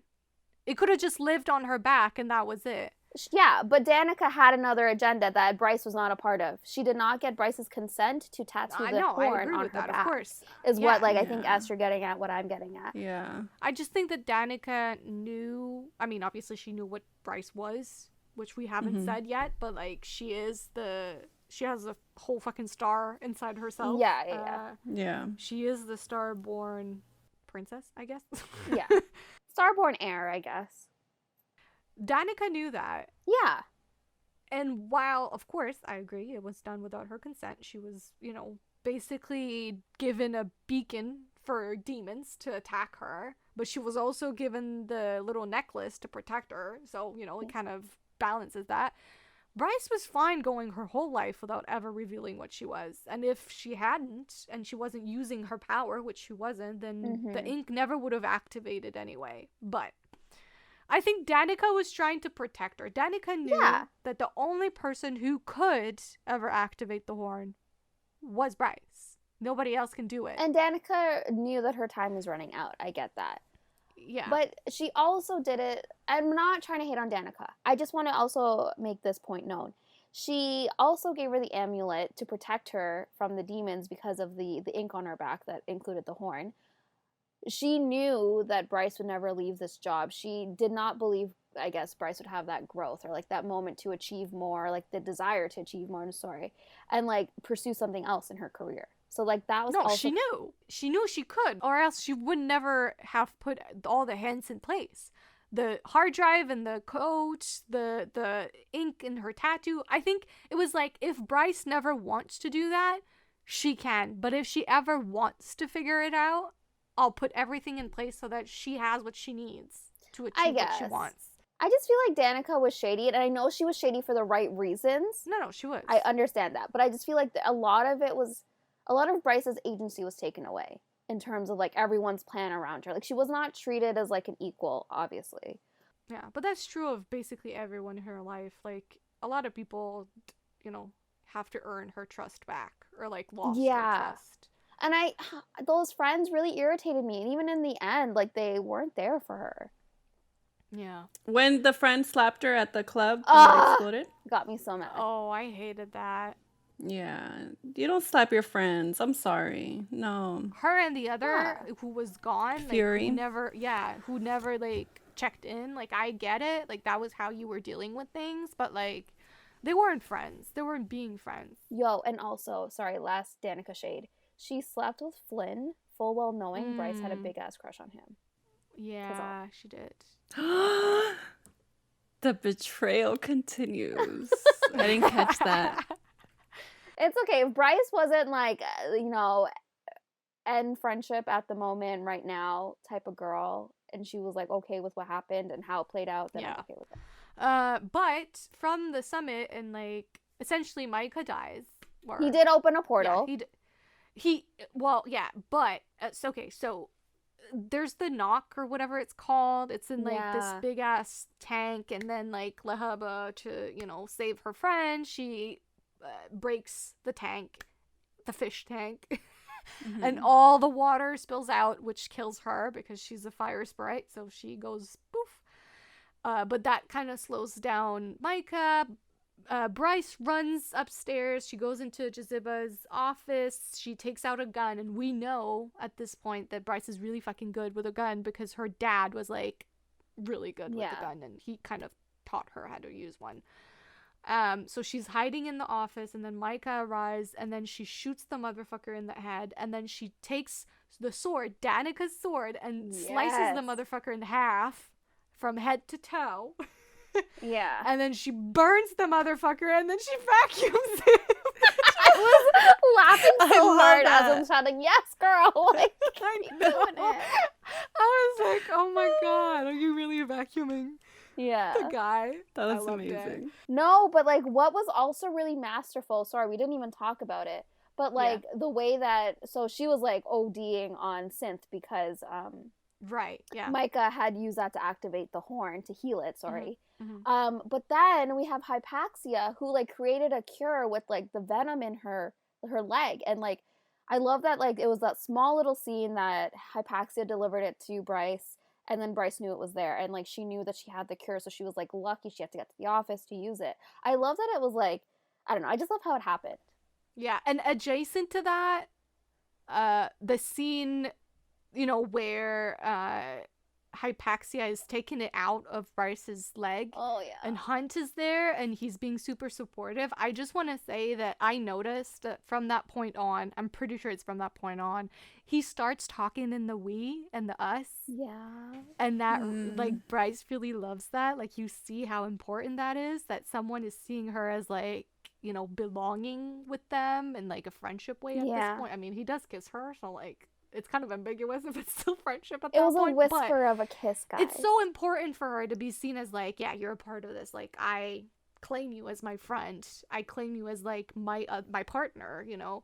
Yeah. I just love that he starts talking in the us and the we, and I don't think he even realizes what he's doing. Yeah. So. And like the betrayal aside, at this point, he was like the first. Not even the first person, because Danica was there, but he was like the first person post Danica that like actually gave her that feeling of belonging, but also confided in her and like made her feel like acceptance. Yes, and didn't judge her for. I mean, he did, but like until he did realized who she was. But like once they had their walls like, you know, knocked down and like, you know, they were open with one another. Betrayal aside, it was the first time she felt that way since Danica. Yeah. So back to the motherfucker being vacuumed. Bryce, you know, leaves the gallery, and then there are demons in the streets. Everyone's screaming. There are children, and then she stumbles upon like the human quarters. So like, you know, and in this world, humans are like kind of below, which is part of what Hunt was fighting for. He was fighting for equality for all with the humans. But so she stumbles upon like the human part of things of town, and you know, I love that she's like screaming in the phone like, there are children here, there are children. And then like there's these doors that are closing, and everyone's, you know, it's like shelters, like a bunker, shelters, shelter bombs, and then like the Connor's brother shows up, and he's helping her, and then she pushes him. As I punch my mic, she pushes him into a shelter, and then like, you know, she's left outside the shelter. No, but the way it happened though, like everyone's watching her from the cameras, and like it looks like they're both gonna make it in, but she's like, she knows they're not gonna make it in, so she sacrifices herself to save him and pushes him in. Like the way it was done. I love her. She uses the synth, the power that the synth gives her, to push him in, and then after that, she's like really depleted, so like she's starting to feel, you know, really tired and stuff, and she's like, I'm not gonna make it. Yeah. And then she uses her power to close one portal, but then she's like, I have so many others to close, like I don't know if I can make it, like I'm so tired, blah blah blah. I know. And then she has this idea, and she's like, it's a magnificent idea. I have to make it to the little what are they called? Like a gateway portal. Like a gateway, yeah. Like a gateway, which in the book it's kind of established that like people, you know, use that as like kind of like a telephone. Like you can call onto like the other gateways in the city. But every time you touch it, it takes a little piece of your power. Right. And before all of this, Hunt finally fucking arrives. He literally jumps off an helicopter. Like, he's just like, bye. And he falls on the ground, and then there's a bomb going off, and like, it literally fucking, his 2 legs are gone, an arm is gone. Like, he's pieces.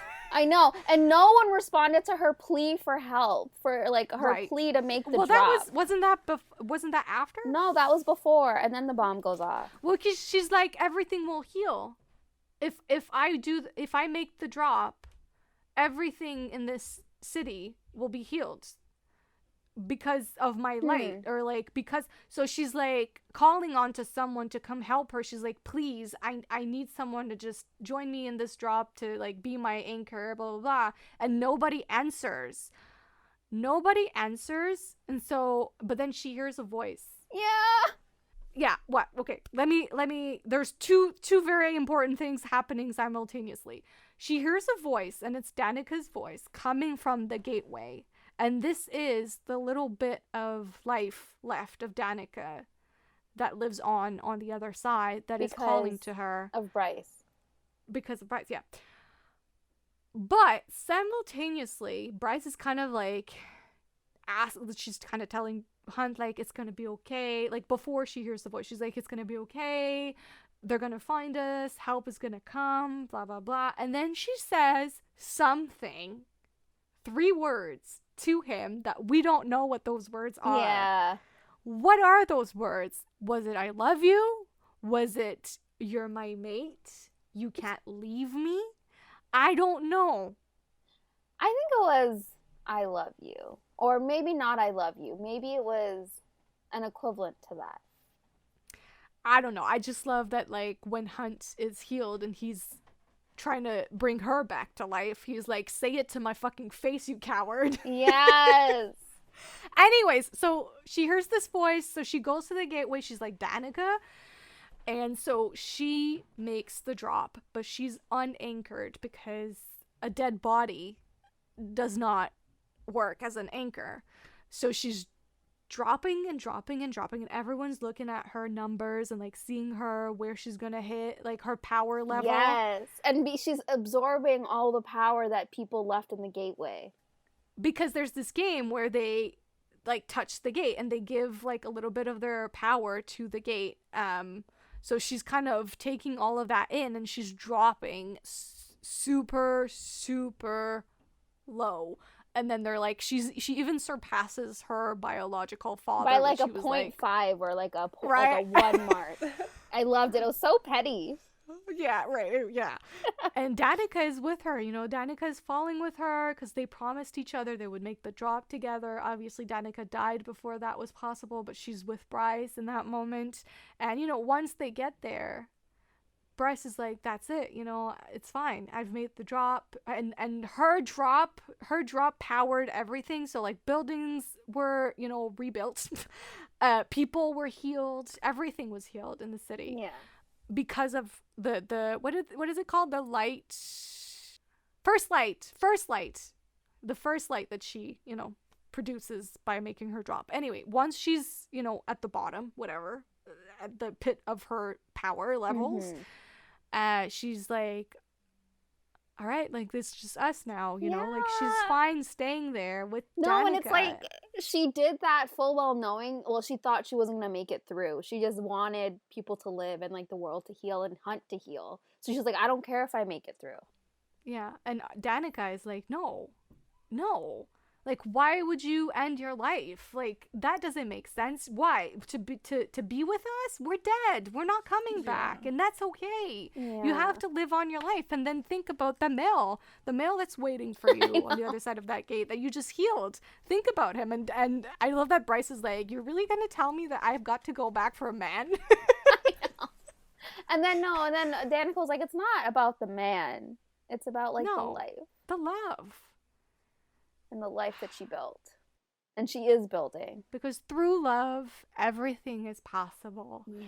And so she starts running. You know, they're all looking at the clock because you have like a certain amount of time that you have to start running. Yeah. And she's got like .003 seconds left, and she starts running, and she's running and running, and like Danica is giving some of her the rest of her life power to push her forward. For me, what it was Danica running by her side, side by side. They're both like, happy to be with each other again, but like Bryce knows it's the last time she'll see her because of like the sacrifice she's making here, like Danica. And it just like broke my heart when like she didn't feel Danica anymore beside her. Yeah, and Danica gives her that push, that final push. And, I love that as she's coming back to like the surface, she's hearing Hunt talk to her and being like, stay alive, come back, well, because while all this is happening, Bryce is like a dead body. Yes. Her heart has stopped, everything has stopped, and Hunt is just doing like heart compressions, like trying to bring her back to life or keep her body alive, like real Bella Edward Breaking Dawn type vibes. Yeah. Oh, for sure. And then she comes back, and that's when he's like, say it to my fucking face, you coward. I love those scenes. Like, the whole, from the moment that Danica reaches out, I start crying. I was bawling. I was bawling. Tears. My book, my pages are like forever like warped because of my tears. Yeah. And even the second time around, I knew what was going on. I knew she was going to show up, and I was still fucking crying. I was still crying. Did you have thoughts about that scene? Did you cry? It played in my mind like a movie. Yes. So I would love for this to be made into a TV show, miniseries, a movie, because that's one of the scenes that I would like to be played out and see everybody's reaction.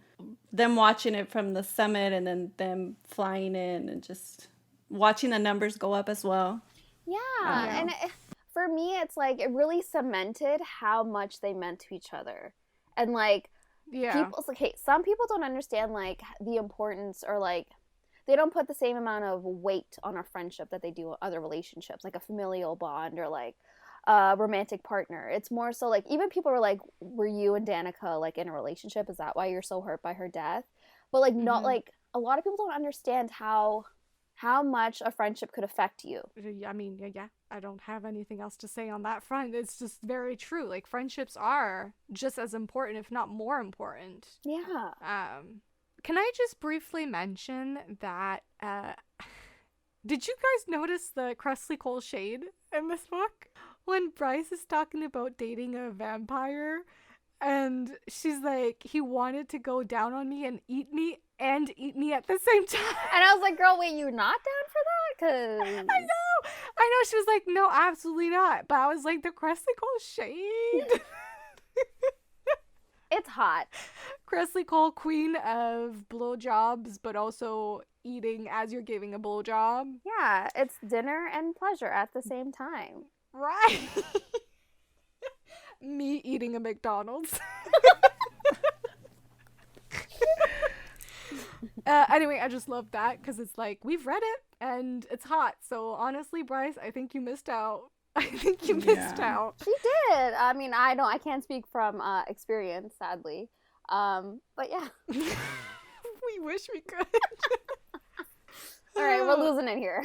Yeah, we're losing it. Also, last thing I want to mention is, so we know, right, as of Kingdom of Ash, which is the 7th, I believe, or 8th book in the Throne of Glass series, we know that these worlds are connected. They're like on top of each other. Yes. So, spoiler alert. Sorry, yeah. Aelin at some point is falling through these worlds, and she first stumbles upon or falls through the Court of Thorns and Roses world, and she sees Rhys and Farah, pregnant Farah. And then it mentions a world that is Crescent City. So we know these worlds are connected. And I think that Crescent City is happening after everything else. Let me explain. Did you notice that there was a Kelpie in this book? Yes. There is a Kelpie. Kelpie being a thing that we encountered in A Court of Silver Flames. Nesta encountered a Kelpie. So I thought that was interesting. Also, people have speculated that the books in the library are books that we see appear in both Throne of Glass and A Court of Thorns and Roses. Also, obviously, the fae are very similar to the fae that we know. And I believe, correct me if I'm wrong, but I believe they mentioned that at some point the worlds were open and creatures walked into this world and made it theirs. I think that the story as we know it, the story of Crescent City, is happening like way, way, way, way, way in the future of the others, in a different dimension, and happening in the future. Okay. Does that make sense? I think that this is the end of the others. It's not my theory, but I saw one thing and I'm kind of building on it. Okay. I saw that people think the horn is actually a dread trove. And that's the fourth dread trove. So remember in like Nesta's book, there's one always in the shadows that we never saw. So people really believe that the horn is a dread trove. So that's why I'm thinking, and now Bryce is a dread trove. So what? I don't know. What if it's in the shadows because it's cut off, through dimensions. Yeah. Mm-hmm. B, it's an ink. So it could be like obscured because of that. Or C, we don't know what's gonna happen, but Rune has powers of shadows. True. So we don't know what's gonna happen with the right. horn down the line, but maybe he's gonna hide it. Maybe they're gonna be able to like extract it or something and hide it. I don't know. But that's a good theory. That is a good theory. Interesting. I was just thinking, like, I don't know what's gonna happen in the other worlds. I feel like the Throne of Glass world is pretty safe because I feel like Throne of Glass is like Done. the first one, and then A Court of Thorns and Roses happens, and then Crescent City. But I wonder if way down the line in the Prithian world, the Fae are going to have to walk into another world, which would imply that the Autumn Court is the ruling court. And also, to support your theory, the Autumn Court King and Bryce both have red-hued hair. Like, they're both auburn hair. Yeah. We know the Autumn Court and A Court of Thorns and Roses, they have red hair, but more like a fiery shade. So, yeah. I don't know. So I don't know what happened, but also, I don't remember how the demons are described here, but are they any similar to the demons from Throne of Glass? I don't think so. They were wing-like, right? But that would be something to look into. Yeah. I feel like. Anyways, they're connected in interesting ways, and like I feel like this series in particular is gonna shed some light on just how connected they are. Yeah, I agree. I do feel like we're not done yet.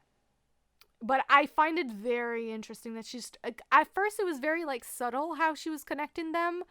But now she's, like, throwing in a Kelpie and then bringing the Kelpie into A Court of Silver Flames. Like, very obvious, crossovers where it's like the worlds were connected at some point. Things were opened. Things walked into and out of worlds. Sorry, stupid question, but this is before Nesta and Cassian's book, right? So this is before Akosif, like, release date-wise. Really state-wise. Yes. Okay. Timeline-wise, like chronologically, know. as far as dimensions go, we don't know, but I have a feeling this is after. Okay. Lastly, the last thing I wanted to bring up, because that's kind of literally the last page of the book. Oh, yeah. Is Hunt. So Hunt doesn't know who his father is. Yeah. Is Hunt's father a prince of hell? So that's why I'm like, see, there's more to Hunt that meets the eye that I'm excited to see. That's why I think the next book is really going to explore like their parentage. Their, origin. And that's why, like, okay, so I'm pretty sure everyone knows this who's read this book. There seems to be a group of people that kind of feel like Idis is going to be her endgame guy. Yeah, no. But I don't see it. No. But there's not much to go off. There's not much to go off, yes. Their little interaction that they had. And yeah, but for him, he seems to be working with Jezebel. That's her name, right? And they know something. They know that Bryce has this, like, different power. Like, Thea's light. Thea? I don't Yeah, even know what that Thea's meant. Is light. that Yeah. the Starborn lineage? Is that light that she's holding in her, or is Yeah. Thea a different type of light? No, I think it's the Starborn thing. Like Thea Oh, okay, was okay, okay. the beholder of the light at some point. Listen, what I think it's gonna be, this is more points towards Hunt being the end game here. The fact that she's, because people are like, oh, but he's like the other guy, whatever his name is. They're like, oh, he's the Prince of Hell. Like, of course it's gonna be him. But I'm like, Hunt is, I think, the son of one of the princes of Hell. Yeah. I think that's in his favor of him being endgame. Like, the other guy, if anything, I see it as he's gonna end up being one of like kind of like a godly figure in the Throne of Glass series, like kind of like a guide who has an ulterior motive Yeah. and is trying to push Bryce towards what he wants her to do for him. And maybe something's going on in hell. I don't know. They might need her. That's what I think is going to happen. And their plan is to have Hunt and Bryce become a thing. That's what the epilogue says to me. Like they needed them together because there's something that together they can achieve. Maybe through their sex they create intense power. A fourth dimension. His dick was that good. It was that good. But yeah, I love that. I have no idea where it's going. Right? I don't know. Everything's tied up in this book besides the epilogue, right? I feel like, Hunt has his freedom now because Hypaxia released him from, enslavement. Bless her. I don't know where it's going to go. Yo. We Yo, cannot. what? We cannot overlook the scene where she takes it off. Yeah. And he just goes ballistic. Because, like, essentially he only had 10% of his power with the tattoo on his brow, the, like, slave thing. But once he's freed, he can fucking use it. And he's fucking holding that bitch's head. Yes. Like, he ripped it off her body. And he's holding it. And then he's, love like, that for him. shooting lightning everywhere. And, like, the building is, like, shaking. I was, like, turned on. The fulfillment that I felt from that scene, like the I don't know, I have no words, but like the way that he was able to kill his abuser and like he got that for himself, I loved it. And he deserved it. And I love that Hypaxia was like, you know what, do it. Like kill her now. Loved it. I love that she didn't say anything. He never said, when she's healing Bryce and taking the venom out, she asks, like, would you want me to take it off? And he kind of doesn't answer, but she knows what the answer is. And then in that moment, she does it without asking. She just does it. I'm just like, I'm here to see what the relationships are going to be like in the future because we don't really get to see them. Like now I feel like the walls are down. People know who they are. People know each other. And they know their strengths and weaknesses at this point. So I'm just curious to see where we're going to go in book 2. We're all losing our voice at this point. Sorry. We haven't recorded for this long in a very long time. I know. Do we want to get into the monster? Oh, shit. briefly? Yeah, we didn't do that. Let's talk about the monster. What do you think the monster of the story is? For Price. I was going to call her Price. For Bryce. For Bryce, I think her monster was just her carrying the death of her friends on her shoulders for however many years had passed. 2. Yeah. And just her trying to overcome that. Yeah. Grief. Just how heavy it can weigh on someone. Mm-hmm. And everything that comes with that. Yeah. I had also just it's interesting how this book touches upon kind of online harassment. Obviously, this is the first time that we have like a world that has technology. Phones exist, computers exist, everything exists that we have in our day-to-day life today. And kind of like cancel culture as well. Bryce gets completely fucking obliterated online to the point where she has to take down all her accounts because she's just being insulted because her messages were leaked, so everyone knows that she was fucking a guy in the bathroom while her friends were dying. Yeah.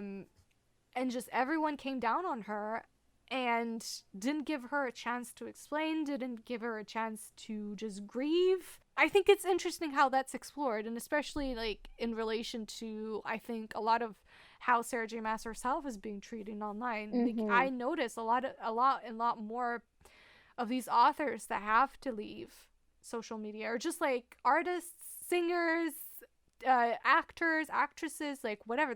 A lot of people need to just leave social media at some point because the hate just becomes too much. Well, they say, the more popular you get, you do get a lot more haters. But I don't get it. I don't get it. I don't get it either. But I mean, in this case, in Bryce's case, it was like her personal life was leaked. Like, I don't know. Yeah. I don't know. It was just like so hard to read about. And like, that along with losing her friend pushed her to like, contemplate killing herself. Well, I was just going to say, and the monster in that is, well, yes, people being horrible online, of course, but mostly, or most importantly for Bryce, that she was already believing all these things about herself, and this was just confirming it for her. And so she was just taking it in, and to the point, like you said, where she was just like, well, maybe I should just end it, maybe I am a piece of shit whore, and maybe I deserve to die, and it should have been me. I should have been the one to die. And I also felt like Bryce, like, to continue on with what you guys said, also inexplicable guilt after loved one passed. She felt so much guilt for like being the one that survived amongst all of her friends, and like her guilt of like partying, having sex, and all of that. She felt that guilt, and she carried it for so long. And I don't like, it just like, it broke my heart to see her feel that guilt. But even like, no one could talk her out of it. She had to like believe herself that, she wasn't the cause, or like she had no part in that. And it was just an unfortunate accident, and not even an accident, it was orchestrated. But they even like the fact that she gave up her eternal resting spot for Danica, and like, it also broke my heart. We didn't talk about Sabine, but fuck that bitch. Fuck her. Fuck that bitch. Yeah. She should have died. She should have died. Yeah. Yeah. And like, I also think it kind of broke my heart too that like Danica probably would not have made it to the, the other like resting, undying place because of like whatever happened. So like, Bryce was like, I want to make sure you get there. It broke me in a good way when after everything goes down, and she feels very solid about what her and Hunt have. She opens up her text messages, and the last message that Connor sent was, text me when you're home. And so she texts, I'm home, because she has found a home. Hunt, which again just confirms that he's endgame for me. Yeah. He is home. Yeah, agreed. And then she texts, I'm home, into the void, and then she deletes all her messages finally, and she's ready to move on. And like, yeah. And I also loved, I'm sorry, I'm going back to the part where like, she's making the drop. I didn't mention it before, but I love that she got that closure, even with Connor, like she saw him and like they waved, and like, that's something that Ayla never got with Sam either, and I feel like it was kind of like maybe Sarah J. Maas healing that. You can't see Az, but she's having an emotional breakdown. I'm sorry, but like maybe that was like a way of Sarah J. Maas like healing that part of Aylin, like, but through Bryce, because she got that closure with her first love. Well, first love, he wasn't her first love. He was a friend. No, but like they spoke that they had this like intense like emotion towards one another, and they felt a lot for each other. We don't get to see the extent of it like we did with, sorry, I'm mentioning Sam again, and Aylin.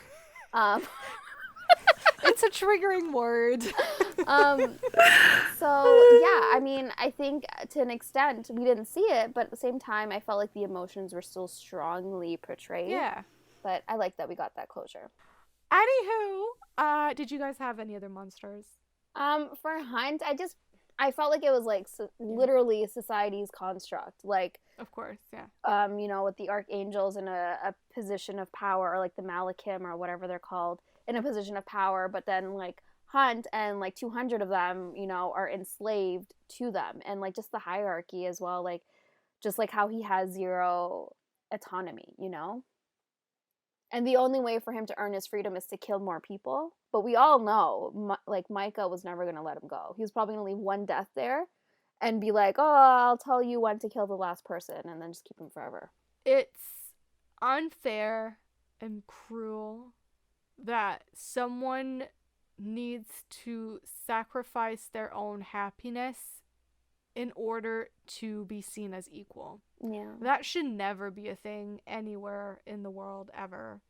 Unfortunately, it is. It's the reality of a lot of people. They have to fight for their own rights constantly, day after day, be exhausted as a result, and that has an impact on someone's happiness. You can't ever really be fully happy when you know you're not free. Yeah. Or that freedom could be taken away from you at any point. Mm-hmm. So yeah, I just find that really sad, and I think that Hunt is aware of that, and the fact that he has to choose, you know, and he does make his choice. He sacrifices that for the fight for his freedom, which of course you understand why he's doing it, of course, but that he's placed in a position where he has to make that choice. Yeah. Well said, girls. Well said. We can't end on this. Somebody pull up a all right. something. No. What are you expecting in terms of the sex? Do you think we're gonna get like just Hunt and Bryce, or do you think we're also? I think I remember vaguely Sarah J. Maas saying Therion also gets some like good. He gets a good chunk of next book. I'm okay like, he's with got that. a lot of POVs. I like him. Why? Therion? Yeah. Why? What's the point? I want to know why. Everyone was obsessed with him. I want to know why too. I think it's because everyone's obsessed with him. He sounds hot. Ow. I don't know that he gets sex scenes, but I know he gets POVs. Rune should get POVs. You're POVs. right. I agree with that. And maybe his besties a little bit. But you know what? Like his besties. It doesn't make sense for Therion to get POVs in the second book. If like the third book's going to be called House of Many Waters, you know? Right. Right.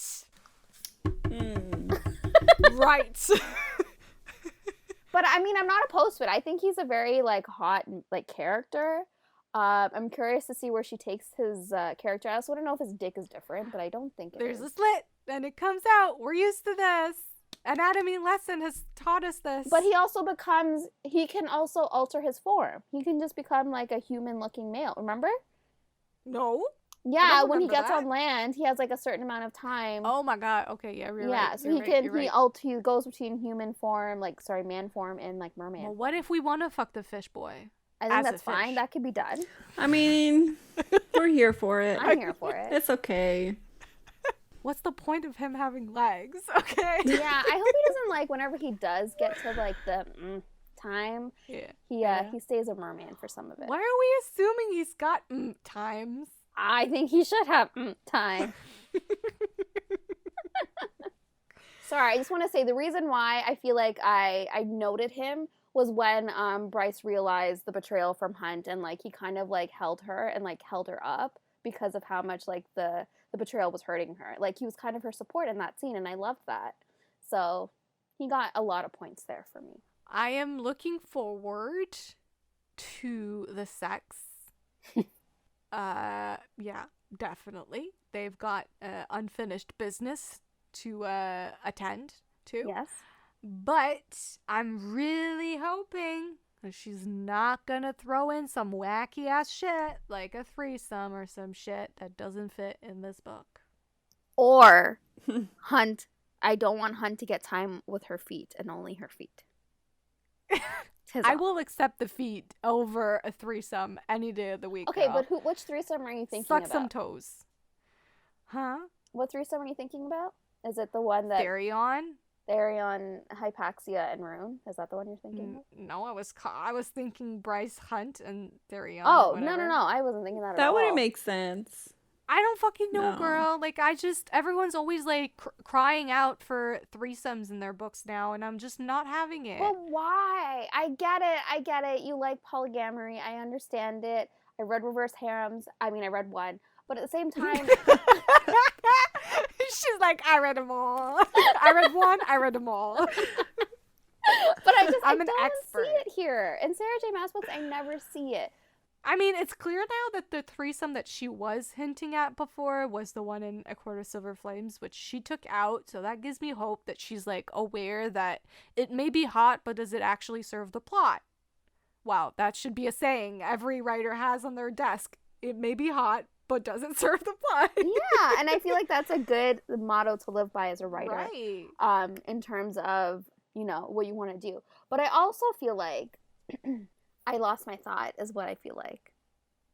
Well, what I was going to say is she took it out of that book, which was the book that she was talking about. Because at first, back when you guys were not reading these books, there was a lot of like, oh, is it going to be in Crescent City 2 or is it going to be in A Court of Silver Flames? Because she was writing Crescent City 2 at the time and A Court of Silver Flames was about to come out. Mm-hmm. So people were like, oh my God, what book is the threesome in?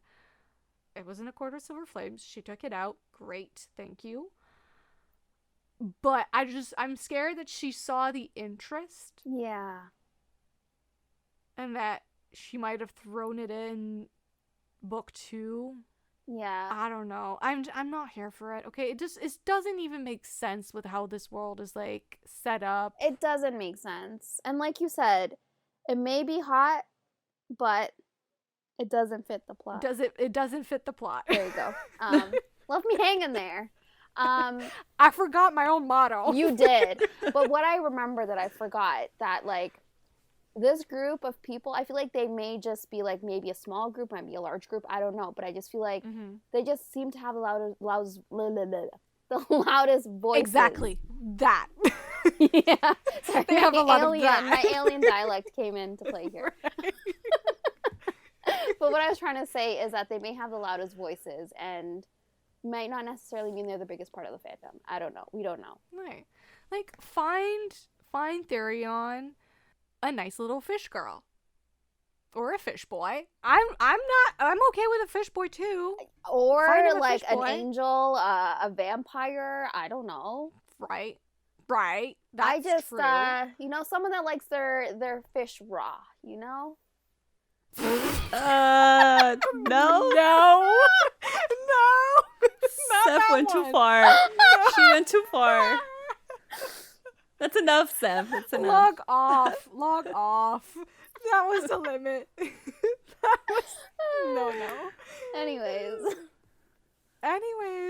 All right. Are we ready to end the Yeah.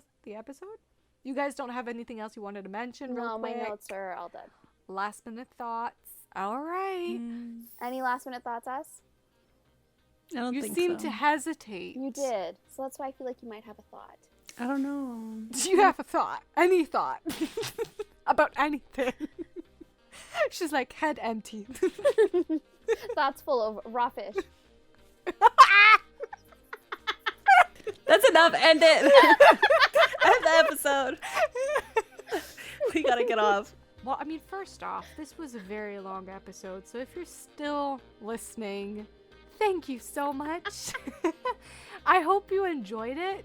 If there's anything you want to add to our conversation, anything we got wrong, or any of the questions that we had that you may have an answer for, feel free to reach us online. You can find us on Twitter at the RTM Pod, as well as on Instagram at Romancing the Monsters Podcast.